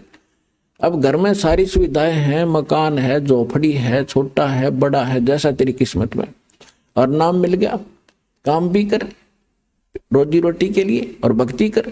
और जिस काम को पहले आप करने में सारा समय लगा देते थे वो पूरा नहीं होता, बरकत नहीं होती। भगवान की भक्ति में यह शक्ति हो रहा है, आपके घर में बरकत करेंगे, आपके शरीर को स्वस्थ करेंगे, आपके आने वाले जो पाप कर्मों के दंड हैं उनको दूर करेंगे, तो आपको निर्मल करके रखेंगे, आपको बरकत भी देंगे और मोक्ष भी इसी विधि से मिलेगा। और भगवान विष्णु जी के अंदर जो एक सतोगुण भर दिया इसने, यही 3 देवता हैं और यही 3 गुण हैं। जैसे मिर्च का गुण बना दिया कि वो तो मुंह फूकेगी और छोंक लगेगा, छींक आवेगी। अब जैसे रसोई में छोंक लगाया जाता है, ये भगवान रहते हैं ऊपर तीनों आप अपने लोकों में, विष्णु विष्णु लोक में, शिव जी शिवलोक में, ब्रह्मा जी ब्रह्मालोक में। और वहां से ही ये 3 लोकों के ऊपर इनके अंदर से निकल रही वो रेंज, वो किरण, वो तरंग हमें प्रभावित कर रही है, तीनों लोकों के प्राणियों को, स्वर्गलोक, पृथ्वीलोक और पाताल लोक। अब जैसे रसोई में छोंक लगा रहे हैं मिर्चों का, और अलग कमरों में बैठे अन्य व्यक्तियों को भी छींकें आनी शुरू हो जाती है। मूल वस्तु साकार वस्तु तो रसोई में, उसके निराकार उस तरंग ने जाकर वहां विचलित कर दिए, वो छींक उनके बस की नहीं रोक दे। तो इसी प्रकार इन तीनों भगवानों से निकल रहे तीनों गुणों का प्रभाव आपके ऊपर है, जीव के बस का नहीं कि आप इनसे बच सको। इसको बचने का तरीका है, इसकी एंटीबायोटिक बताई भगवान। वो क्या है कि डेरे डंडे खुश रहो और खुश रे लहे न मोक्ष। ध्रुव प्रहलाद भी जब उधर गए तो फिर गृहस्थी में क्या दोष। यानी आपको फिर भी क्लियर करते हैं कि गृहस्थी का तात्पर्य ये नहीं है कि कोई ब्याह करवाना गृहस्थी हो है। ब्रह्मचारी रहो या गृहस्थ में रहो, घर में रहो यानी करके खाओ, करो और भक्ति करो। कर्म सन्यासी नहीं होना चाहिए, कर्म योगी बने रहो। जैसे हमारे यहाँ भक्त रहते हैं जिन्होंने कईयों ने शादी नहीं करा रखी, तो वो कर्म योगी हैं, यहाँ कर्म सन्यासी नहीं है, वो भी गृहस्थी समझ लो। यहाँ सबकी सेवा करते हैं, अपना भक्ति भी करते हैं और साथ में अपनी सेवा भी करते हैं। तो इसी प्रकार भक्ति इस मोक्ष होगा इस मंत्र से जो दास के पास है, और इस सिमरण से, चाहे वो गृहस्थी शादी शुदा करो और चाहे ब्रह्मचारी करो, दोनों का मोक्ष इसी से होगा। चाहे खुश रे करो, इजड़े करो, वो भी मनुष्य है, वो भी पार होंगे। पर यह वृत्ति बदले, जब बात बने तो ज्ञान से सत्संग सुने तो सबको असर होगा। तो प्रसंग जो चल रहा है उस पर आते हैं। जो परमात्मा ने बताया काल को कि तूने ऐसा जुल्म कर दिया, हाहाकार मचा रखी, और मैं इनको जाकर ज्ञान बताऊंगा। तो एकदम भयंकर होकर मुझे मारने के लिए दौड़ा धर्मदास, परमात्मा बता रहे हैं। और मैंने श्वास का सिमरण कर दिया, सतनाम का सिमरण किया, और उस सिमरण के ताकत से वो इतना कंडम हो गया, ऐसी स्थिति होगी, ऐसा गिर गया पृथ्वी पर जैसे पक्षी की पांख कट जाया करें, वो उड़ नहीं सकता और पड़ा पड़ा फड़फड़ा रहा होता है। अपने आत्मा परमात्मा उन्होंने तो कोई जरूरत नहीं थी सिमरण समरण करने की, वो तो मालिक है। लेकिन हमें ये सतर्क करना चाहते हैं कि जिस समय आपके ऊपर कोई भी आपत्ति किसी प्रकार की आ जाए, चाहे कोई आध्यात्मिक है या सांसारिक है, उस समय आपको प्रथम मंत्र मिला है तो प्रथम मंत्र का सिमरण शुरू कर दीजिए, जाप करिए। द्वितीय मिला है तो द्वितीय का शुरू कर दीजिए। सारनाम मिला है तो वो सारनाम और सारा मिला करके जो बनाया गया है उसको, उसका जाप कीजिए। तो आपके ऊपर तुरंत उसका प्रभाव हट जाएगा। कोई भी किसी प्रकार का संकट आप पर आए, यदि आपकी मर्यादा सही होगी, आपका कनेक्शन पावर ठीक होगा, यानी काम नाम खंडित नहीं होगा, तो आप पर वो कोई प्रभाव नहीं डाल सकता। अब वो उस माध्यम से परमात्मा हमें सतर्क कर रहे हैं कि कभी तुम्हारे ऊपर ऐसी आ भी जाती है आपदा, तो तुरंत मालिक ने याद जरूर करी इस स्मरण के माध्यम। फिर देखियो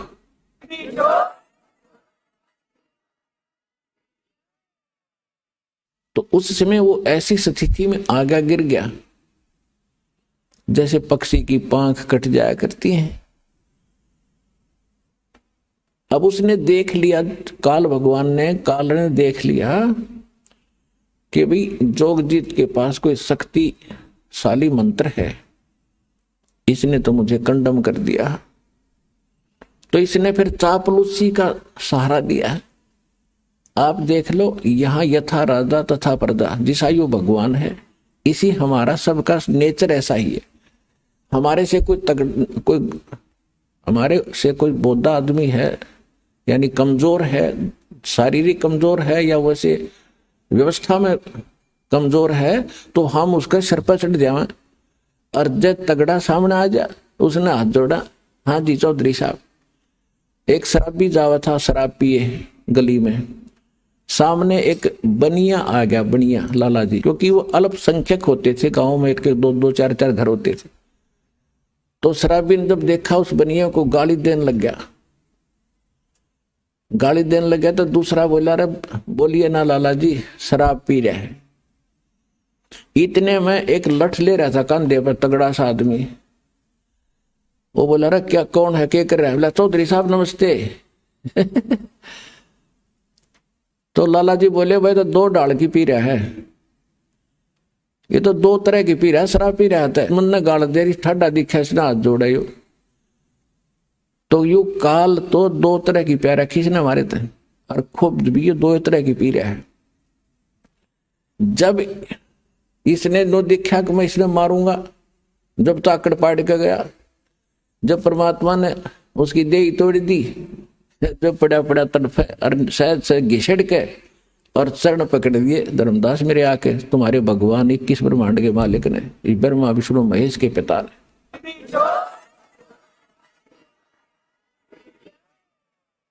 और बुरी तरह रोए, तू मेरा बड़ा भाई, मैं तेरा छोटा भाई, छोटे तो गलतियां करा करते हैं, बड़े तो माफी करा करते हैं, आप मुझे क्षमा कर दो, मैंने तो वैसे भाई जान के आपके साथ लड़कपन कर दिया है, माफ कर दो, मैं तो आपको भगवान पिता के समान मानता हूं, मुझे क्षमा करो।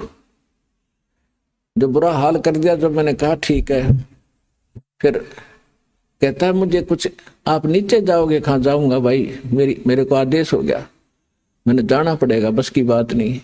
तो एक काम करियो, क्या, कुछ मेरी कुछ डिमांड है या पूरी करियो पहले।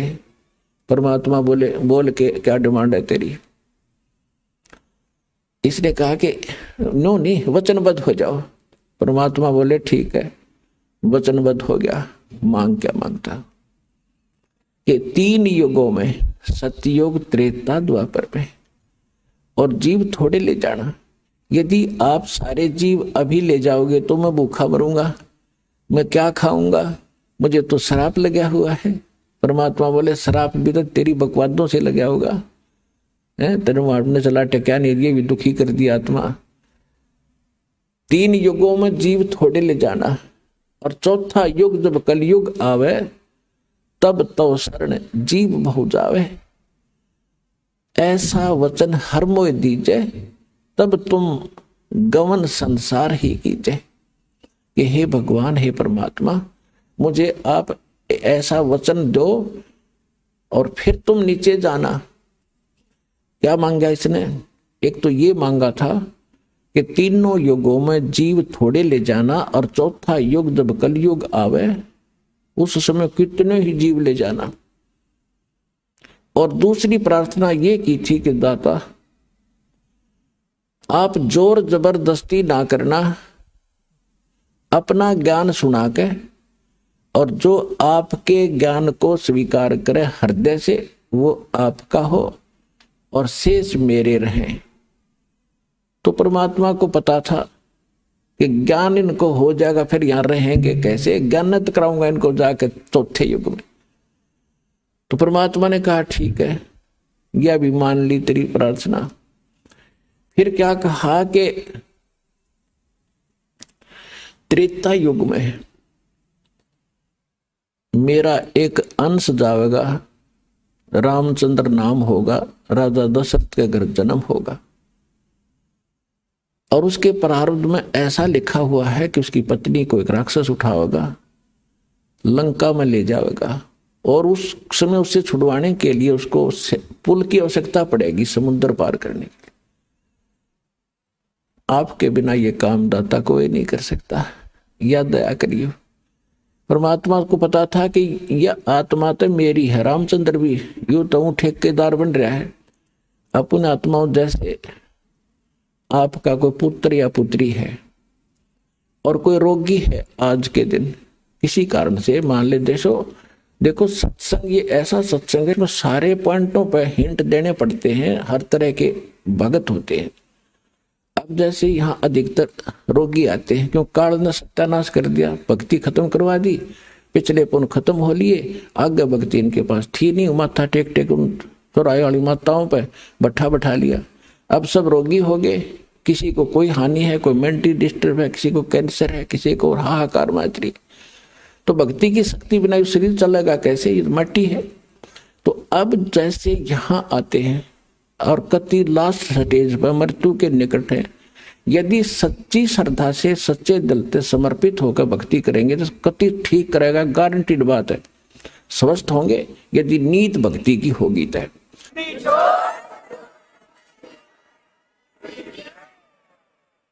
और दूसरी बात यह है कि कोई जैसे अब क्या करते हैं, कोई भक्त बता देता है कि वहां जाते ठीक हो जाते हैं, वो चल पड़ते हैं बेचारे, क्यों सब जगह थक लिए, वो सोच लेते एक ट्राई और कर लेते हैं। तो ट्राई करने आने वाले को यहाँ राहत नहीं मिलेगी। हाँ, यहाँ समर्पित होकर ज्ञान सुन का आवे और चलो ट्राई करने आ भी गया तो हमारे नियमों का फॉलो करे जो हम यह बताते हैं, फिर देखना रोज चांदना देगा परमात्मा। जैसे दीपक में तेल डाल दिया जाता है ऐसे राहत मिलेगी आपको। यहाँ भगवान है, समर्थ सर्वशक्तिमान कबीर साहब की शक्ति है यहाँ पर।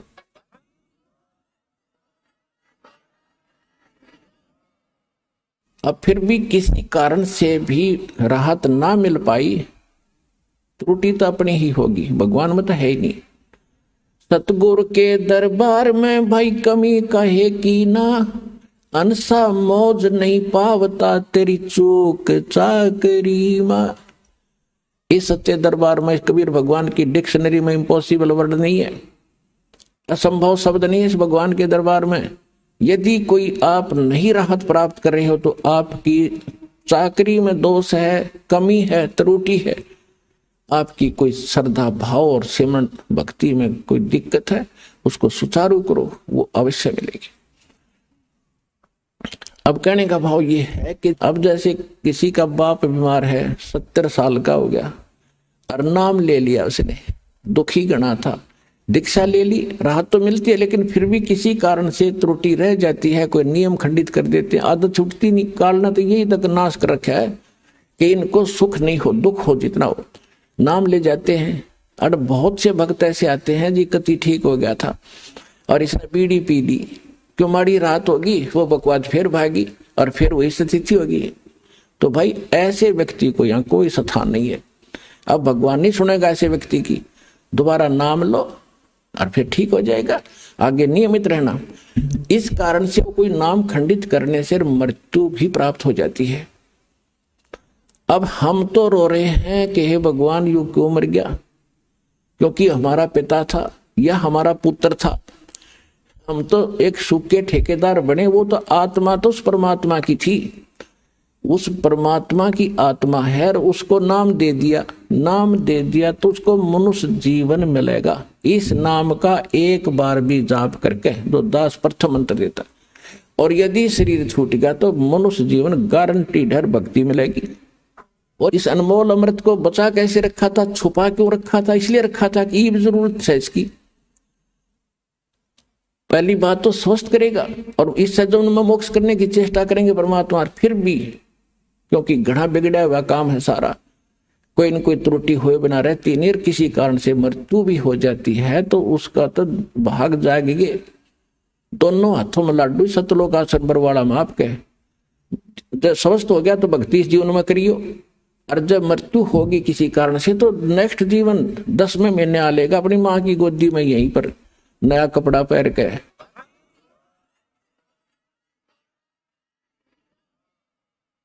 ये तो असंख्यों शरीर डालिए हमारे, ये तो एक कपड़ा बदलना है।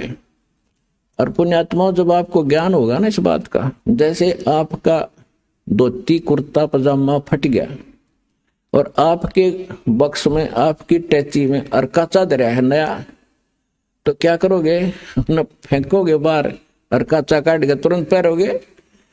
तो ये जो शरीर है ये तो एक कपड़ा है, अगर ये खराब हो गया तो इस मंत्र से मोक्ष से पहले भी अगर खराब हो जाता है तो नया तैयार रखे आपका टैची में, पैर के तुरंत आ लोगे यहीं पर और पार हो जाओगे। इसको ज्ञान समझना, ये कोई डूम बाट के गीत नहीं, कोई रागनी बनानी है गिरागनी नहीं, ये कोई फिल्मी लोगों की बनाई हुई दंत कथा स्टोरी नहीं, ये परमात्मा का दिया अध्यात्म ज्ञान है और इसको 100% सत्य है और आप इसको सत्य मानना।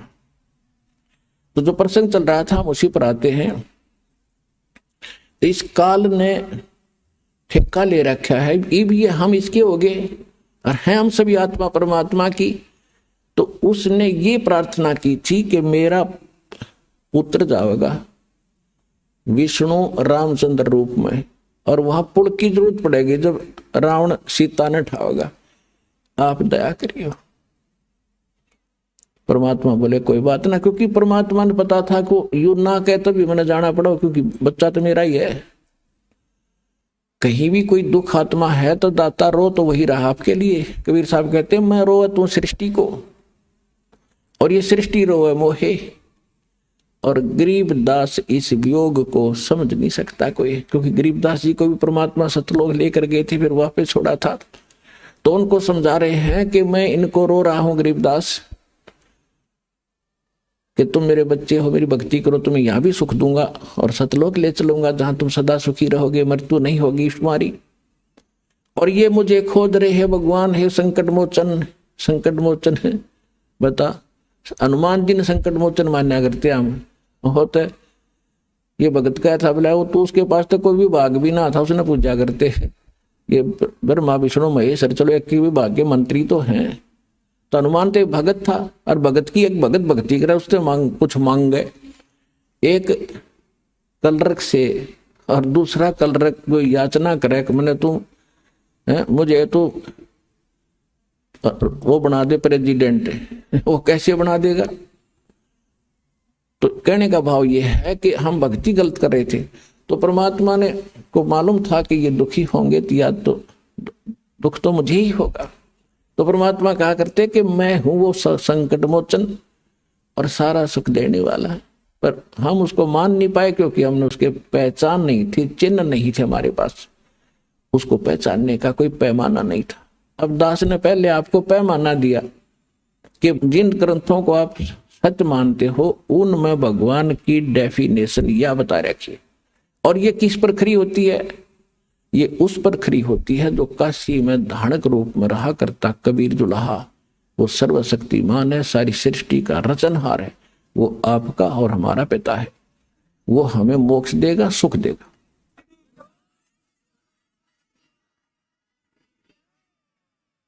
फिर क्या किया उसने? तीसरा प्रश्न ये किया कि परमात्मा द्वापर युग में मेरा पुत्र जाएगा वही, और उस समय कौन जाएगा? श्री कृष्ण यानी विष्णु जाएगा, और वहां एक मंदिर बनवाना चाहेगा अपना जगन्नाथ के नाम पे, और उस जगन्नाथ के मंदिर को समुद्र नहीं बनने देगा। क्यों नहीं बनने देगा? उसका आगे कारण बताएंगे। तो उसको आप बचाना। परमात्मा बोले तथास्तु, और बोल के मांगे। तब काल ने कहा था अब जब उसके सारे मांग पूरी होगी, और तब फिर बदल गया, आंखें खड़ा हो गया। अक्षमा भगवान ने कर दिया था कि ठीक है, तो अक्षमा कर दिया, वह शक्ति उस पर असर कर नहीं रही थी, वो खड़ा हो गया। खड़ा होकर न्यू कहता जाओ जोग जीत संसारा, न्यू बोला चौथे युग में ऐसा कर दूंगा इन प्राणियों को, ये भक्ति योग नहीं छोड़ूंगा, और ना जाने कितने इनके विभाग कर दूंगा, अलग अलग मजहब धर्म बना दूंगा, अपने दूत भेज के इनको गलत ज्ञान से रंगवा दूंगा। और एक और प्रार्थना की थी कि पहले मेरे अंश जावें, पहले मेरे दूत जा, मेरे प्रचारक जावें, और पीछे अपना बेसिक भेज दियो। अब वो सियाना बना था कि इनका पहले चला जा, सारी ये बात बता दे, मेरे वाले की कोई सुने हो नहीं। परमात्मा ने पता था कि ये इतने भले ना है, मेरे वाले की जल्दी से मान लेंगे। तो कहा था ठीक है पहले तेरे चले जाएंगे, खूब या भी तेरे को छूट दे दी। फिर ने बोला जाओ जोग जीत संसारा, जीव न माने कहा तुम्हारा। क्या कहा कि अब मैं क्या करूंगा, अपने दूतों के माध्यम से अपने संत भेज के और सबको उल्टा पाठ पढ़वा दूंगा, गलत ज्ञान प्रचार करवाऊंगा, देवल मंदिर तीर्थ पत्थर पुजवान में इन्हें दृढ़ कर दूंगा। और ये जब तुम्हारा आएगा पीछे से कोई हंस, तो परमात्मा ने कहा था कि चौथा युग जब कलयुग आवे तब हम अपना अंश पठावें, तब मैं अपना एक अंश अपना दास भेजूंगा। तब काल ने कहा था कि बेशक भेज देना, उस समय तेरे उस दास की, तेरे भेजे हुए संदेश वाहक की कोई नहीं सुनेगा और मेरे वकील बनेंगे। इतना अज्ञान से ठोक दूंगा उनको कि मेरी ओर होकर के तेरे साथ वाद विवाद करेंगे वो, और एक नहीं मानेगा। अरबे से काजी कलयुग कहा था कि जाओ जोग जीत संसारा, जीव न माने कहा तुम्हारा, जीव तुम्हारा कहा न माने, हमारी ओढ़ हो, हमारी ओढ़ होकर बाद बखाने, यानी वाद विवाद करेंगे तुम्हारे साथ। तो परमात्मा ने कहा था कि आप अपना काम करियो, अरे हम अपना करेंगे। परमात्मा को पता था। धर्मदास जी ने कहा कि दाता हे भगवान, आपने इतनी छूट क्यों दे दी उसको? लाला जी थे ये धर्मदास जी, माइंड घना यूज करा उसने। हे परमात्मा, है 3 युग क्यों दे दिया, इसे युद्ध नाश कर दिया इसने मारा है, इसको कृपा पड़ेगी भगवान है। परमात्मा बोले भाई बात सुन, यदि तुम मान जाते मेरी बात, मैं तो सतयुग से पीछा पड़ रहा हूं तुम्हारे। सतयुग में भी आता हूं, ज्ञान सुनाता हूं, भक्ति थोड़ी बहुत प्रवेश करता हूं, तुम सुनते ही नहीं, क्योंकि उस समय तुम सभी सुखी होते हो। और जैसे सतयुग त्रेता द्वापर में ये अच्छी आत्माओं के जन्म होते हैं, फिर धीरे धीरे उनकी पुण्य खत्म होते चले जाते हैं। अपन आत्मा जो अध्यात्म ज्ञान इतना है कि इसको समझाने में भी बहुत समय लगता है। समझने में तो बहुत टाइम लगेगा, क्योंकि आप तो पहली बार सुन रहे हो। जो पुराने भक्त हैं वो तो शीघ्र समझ जाते हैं, उनके लिए भी एक बहुत इंटरेस्टिंग और नया नया ज्ञान भी और भी होता है साथ में। तो इसमें जो बहुत से प्रकरण होते हैं कि जैसे अब ये तीसरा युग, अब ये है कलयुग की पिछली पीढ़ी, अब इसमें ये सब मंत्र सार्वजनिक कर दिए और सब पार होंगे जो नियम में रहेंगे। तो ये भगवान का वचन है, पूरा विश्व पार होगा। और लास्ट में जब भक्ति मतलब कुछ रह जाएंगे नहीं पार हुए, तो वो भी लाखों करोड़ों की संख्या, अरबों की संख्या होगी जो नाम ले लेंगे, मोक्ष नहीं कर पाओगे, क्योंकि उनमें ऐसा परिवर्तन हो जाता है, कुछ करनी में फर्क पड़ जाता है।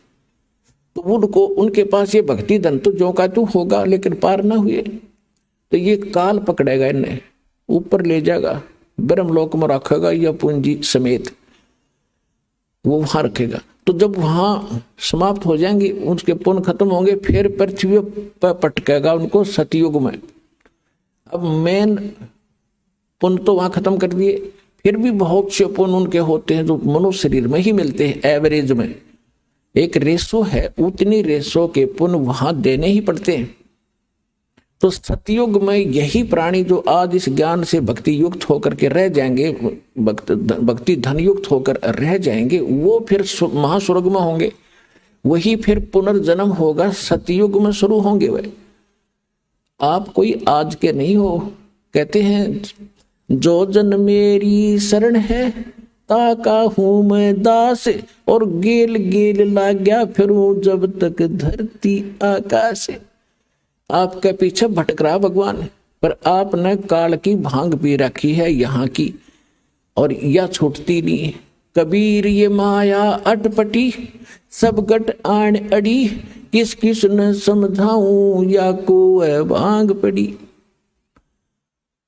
परमात्मा आपके लिए भटक रहे हैं। अब क्या कहते हैं कि सतयुग में इनका जन्म होता है, और ये भक्ति सब ये काल की करते हैं, ये ज्ञान यहाँ दे ही रखा है, तो सभी भक्ति भी करते हैं और सुख भी हो रहे, क्योंकि सुख तो हो रहे थे उनके प्रारब्ध के पुण्यों के कारण, और वो मान बैठे थे कि हम जो भक्ति कर रहे हैं इससे ये चमत्कार हो रहे हैं। फिर वही आत्मा त्रेता में आ गई। त्रेता में फिर उनके और उनसे सतयुग से कम पुण्य कर्म रह जाते हैं, फिर द्वापर में, और त्रेता इस कलयुग में तक कति कंडेम हो लिया। आपके पुण्य रहे नहीं, अब भक्ति वही आप कर रहे हो, आज भी कर रहे हो। अब क्यों ना लाभ होता उनसे, जब 3 युगों से करते आ रहे, वो ठाठ होते दिखाई देते उनके। क्योंकि आप वो आपके प्रारब्ध के पुण्य ही फल रहे थे, इस भक्ति से आपको कोई लाभ नहीं हो रहा था। अगर वही भक्ति आज कर रहे हो, रामकृष्ण वही है, आप भी वही हो, और वो गीता और वेद है 5000 वर्ष से, तो ये है गीता तो। और आज क्या हालत होगी हमारी, साधना करते भी हैं फिर भी दुर्गति। तो परमात्मा को पता था कि धर्मदास ये सतयुग त्रेता द्वापर में इनकी करीब इनके पास होगी, और ये मेरी ना सुने कति, और मेरी ये जब सुनेंगे जब ये भक्ति भी करते होंगे नकली संतों से, और वहां लाभ होना ही नहीं इनको, और इनकी बिरान माटी हो लेगी ना जब ये मेरी मानेंगे या हो लन देख वे इनकी। तो आज वह बिरान माटी हम की हो चुकी है, और अब हम भगवान पहचानेंगे। और जब ये मेरे पास आवेंगे और मेरे दास के पास आएंगे और आशीर्वाद पाएंगे या भक्ति करेंगे, इनको फिर उबार लूंगा और पार कर दूंगा। तो इसलिए ये समय मालिक ने नो सिलेक्ट कराया था।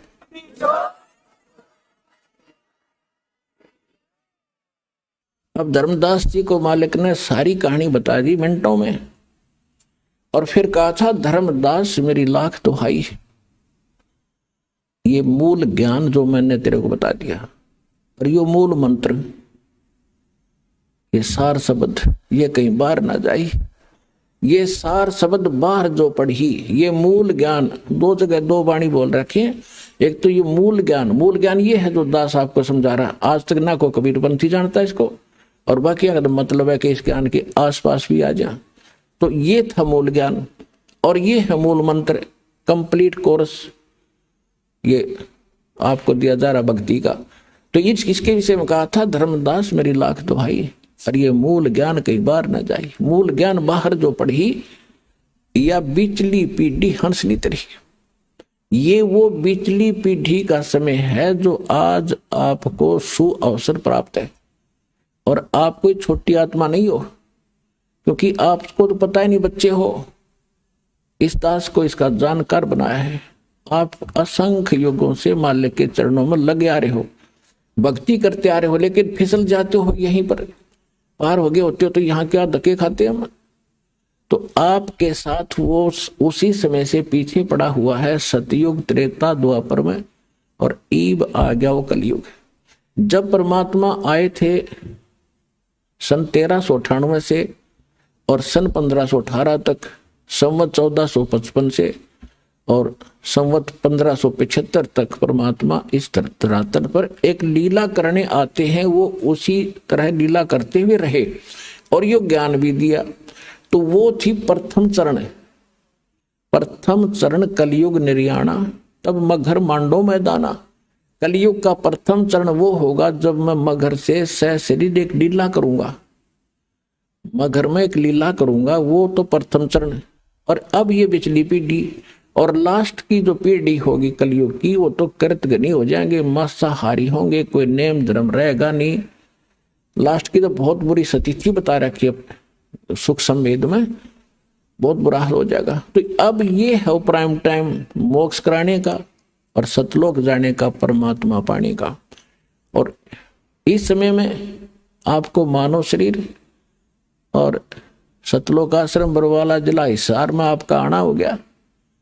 पुणात्माओं, आज चाहे कोई ज्ञान से आ गया और चाहे कोई दुखी होकर आ गया यहाँ पर, जो आज कोई संकट निवारण के लिए आया है, तो वो संकट आपके लिए वरदान सिद्ध हो गया, और इससे आपका संकट भी दूर होगा और आपकी मुक्ति भी होगी। ये गिर पड़े रहे शरण में।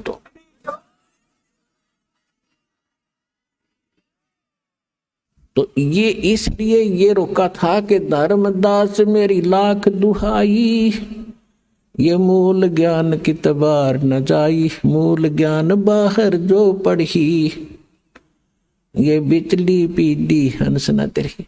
ऐसे ही परमात्मा मिले थे आदरणीय मुल्कदास जी को, आदरणीय दादू साहब जी को, आदरणीय नानक साहिब जी को, आदरणीय गरीबदास गांव छुरानी जिला जज्जर हरियाणा वाले को, आदरणीय गीसा दास साहिब जी गांव खेखड़ा जिला बागपत और उत्तर प्रदेश वाले को, आदरणीय स्वामी रामानंद जी काशी वाले को, और इन सब को प्रतिज्ञा कसम दिवा दी थी कि भाई अभी इस नाम को और इस ज्ञान को लिख दो चौपाई। अब चौपाइयों में क्यों लिखा? चौपाई वैसे भी बता सकते थे, वो तो सारे हिंदी अपनी भाषा तो बोल रहे थे सारे। जानबूझ कर दाता ने इनको गुप्त भाषा में रख दिया, कोड वर्डों में रखा। दास को अबू दीदी के इन रहस्यों को खोलो और आपके रूबरू कर दिया। तो इनसे सबसे कह दिया था कि अभी इसको सार्वजनिक ना करो, और तुम उनको सतलोक लेकर गए जहां परमात्मा स्वयं रहते हैं, जहां हम रहा करते थे, जहां जाने के बाद फिर कभी लौटकर संसार में नहीं आते। गीता अध्याय नंबर 15 के श्लोक नंबर 1 से लेकर 4 में गीता ज्ञानदाता कहता है कि अर्जुन, उस परमेश्वर की जानकारी मेरे पास बिल्कुल नहीं है, मैं कंप्लीट नहीं बता सकता। और तत्वदर्शी संत की पहचान बताई है कि ऊपर को जड़ और नीचे को तीनों गुण रूपी शाखा वाले संसार रूपी वृक्ष के सभी भागों को जो बता देगा वो तत्वदर्शी संत होगा। ये पहचान प्रथम पहचान है उसकी कि वो तत्वदर्शी संत होगा जो संसार रूपी उल्टे लटके हुए वृक्ष के सभी विभाग बता देगा। उसके बाद फिर कहते हो उस तत्वदर्शी संत की प्राप्ति के उपरांत परमेश्वर के उस परम पद की खोज करनी चाहिए, जहां जाने के बाद साधक फिर लौटकर कभी संसार में नहीं आते, और केवल उसकी भक्ति करो जिसने संसार रूपी वृक्ष की रचना की है, सारे ब्रह्मांडों की रचना की है, सारे संसार की रचना की। तो वो गीता ज्ञान दाता से अन्य है कोई रचनहार भी, और वो जिसकी पूजा करनी चाहिए। और अपनी सतीथि गीता ज्ञानदाता बताता है दूसरे अध्याय के 12वें श्लोक में, चौथे अध्याय के 5 और 9 श्लोक में, और 10वें अध्याय के दूसरे श्लोक में कि अर्जुन तेरे और मेरे बहुत जन्म हो चुके हैं, तू नहीं जानता मैं जानता। तो जिसकी जो आपस जन्म मृत्यु में है उसकी पूछ के पुजारी भी वही सतीथि होगी।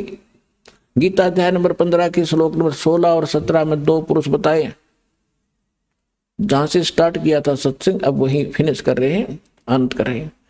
16 और 17 में 2 पुरुष बताए थे, सरपुरुष और अक्षर पुरुष।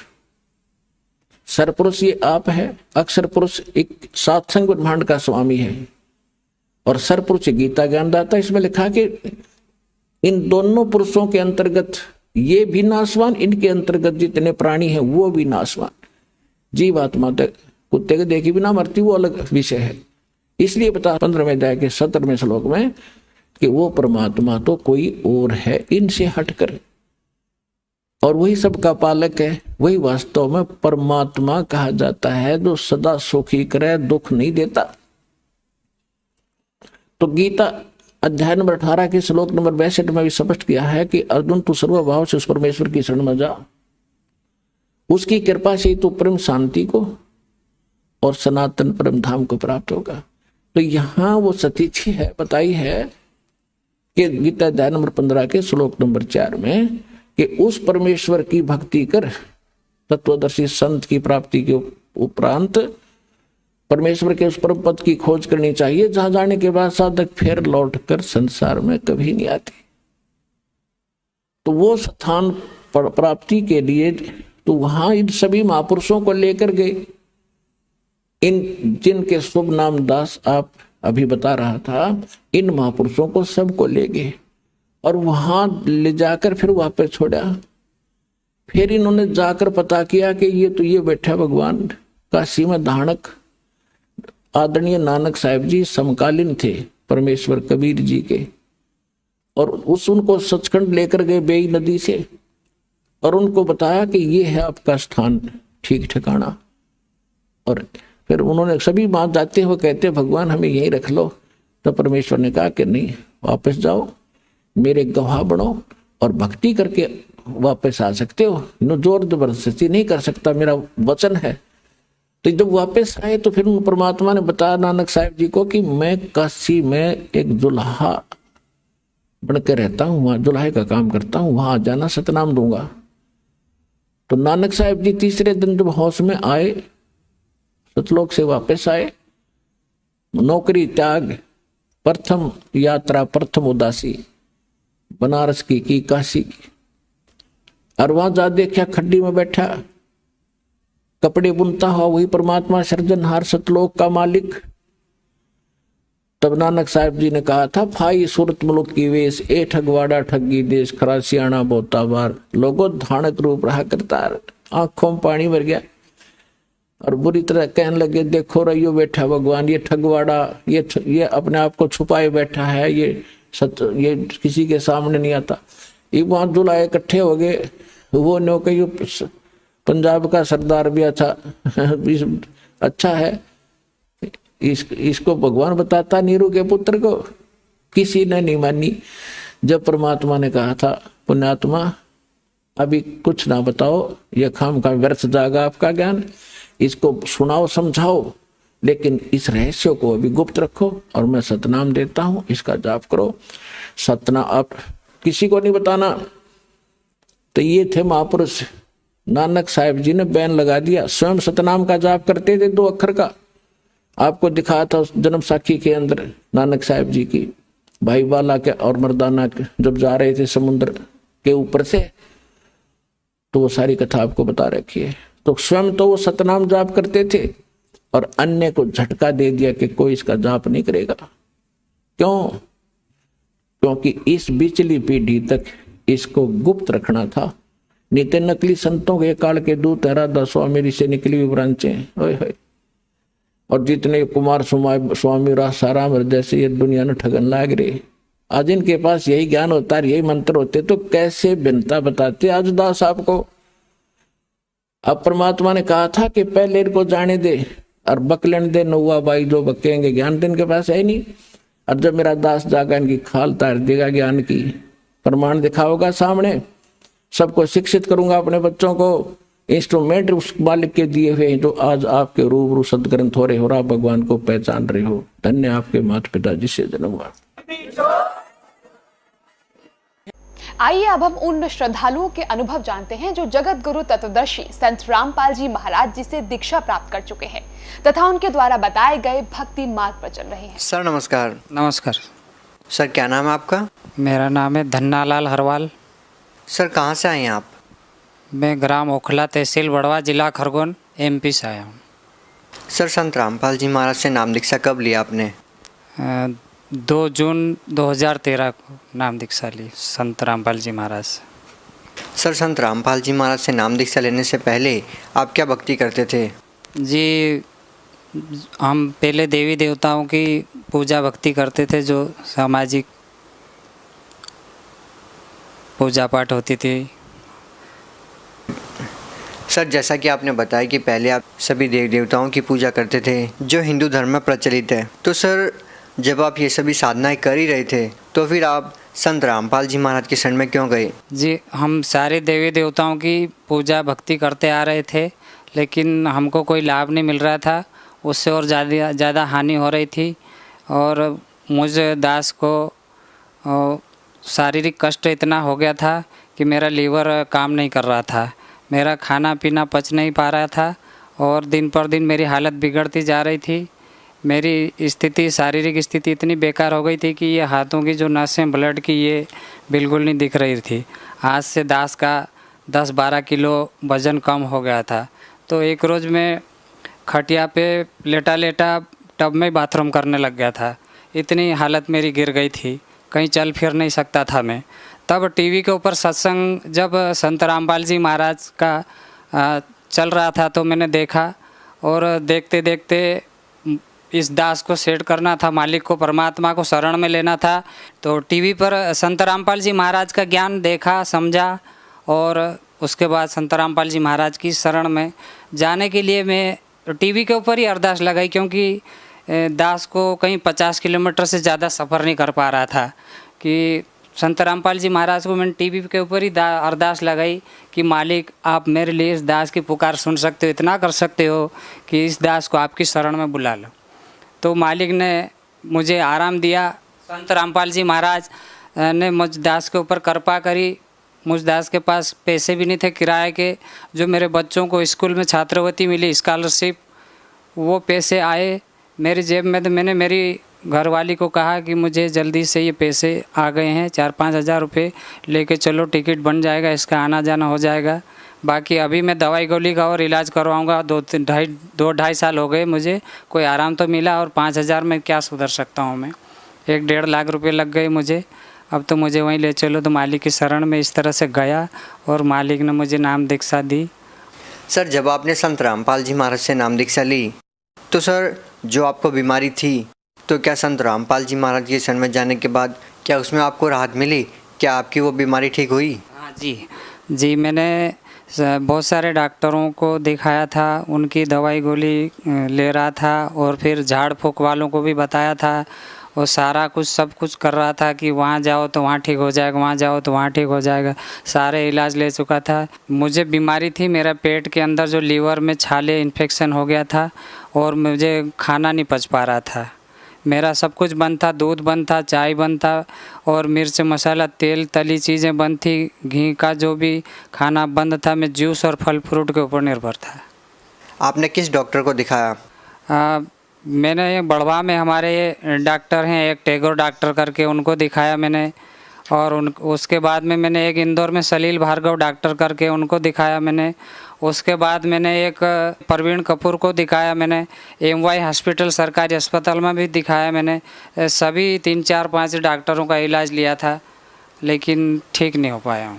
वैसे कमज़ोरी तो मुझे 2-3 साल पहले से थी, लेकिन मैं 1-1.5 साल से तो इतना मतलब भयंकर रोगग्रस्त हुआ कि बस मेरा टिकट ही कटने वाला था।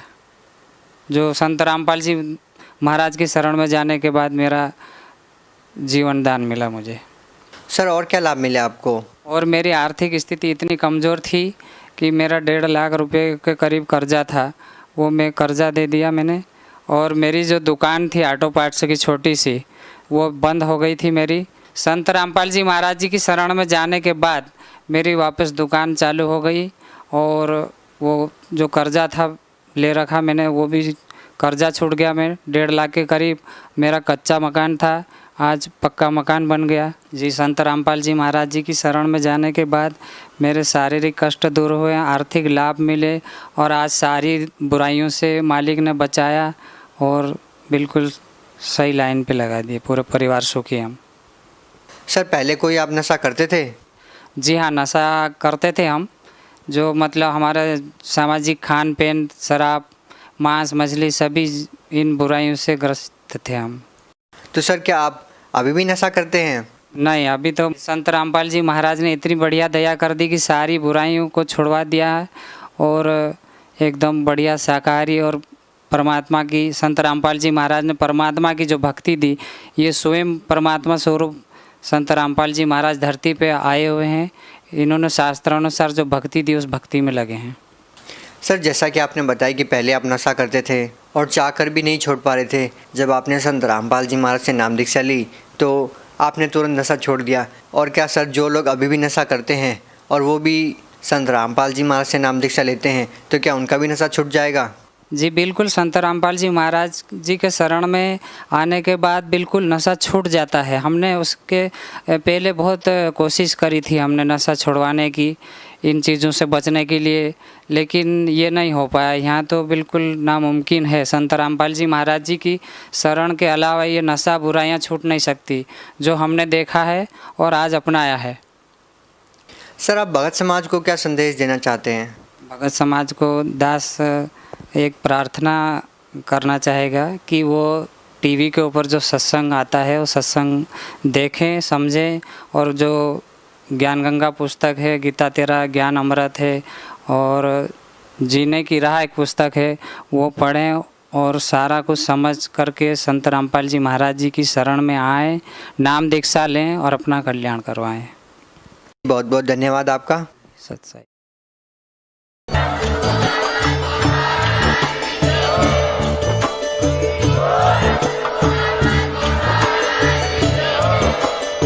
आप सुन रहे थे जगत गुरु तत्वदर्शी संत रामपाल जी महाराज जी के मंगल प्रवचन। अधिक जानकारी के लिए विजिट कीजिए हमारी वेबसाइट www.jagatguru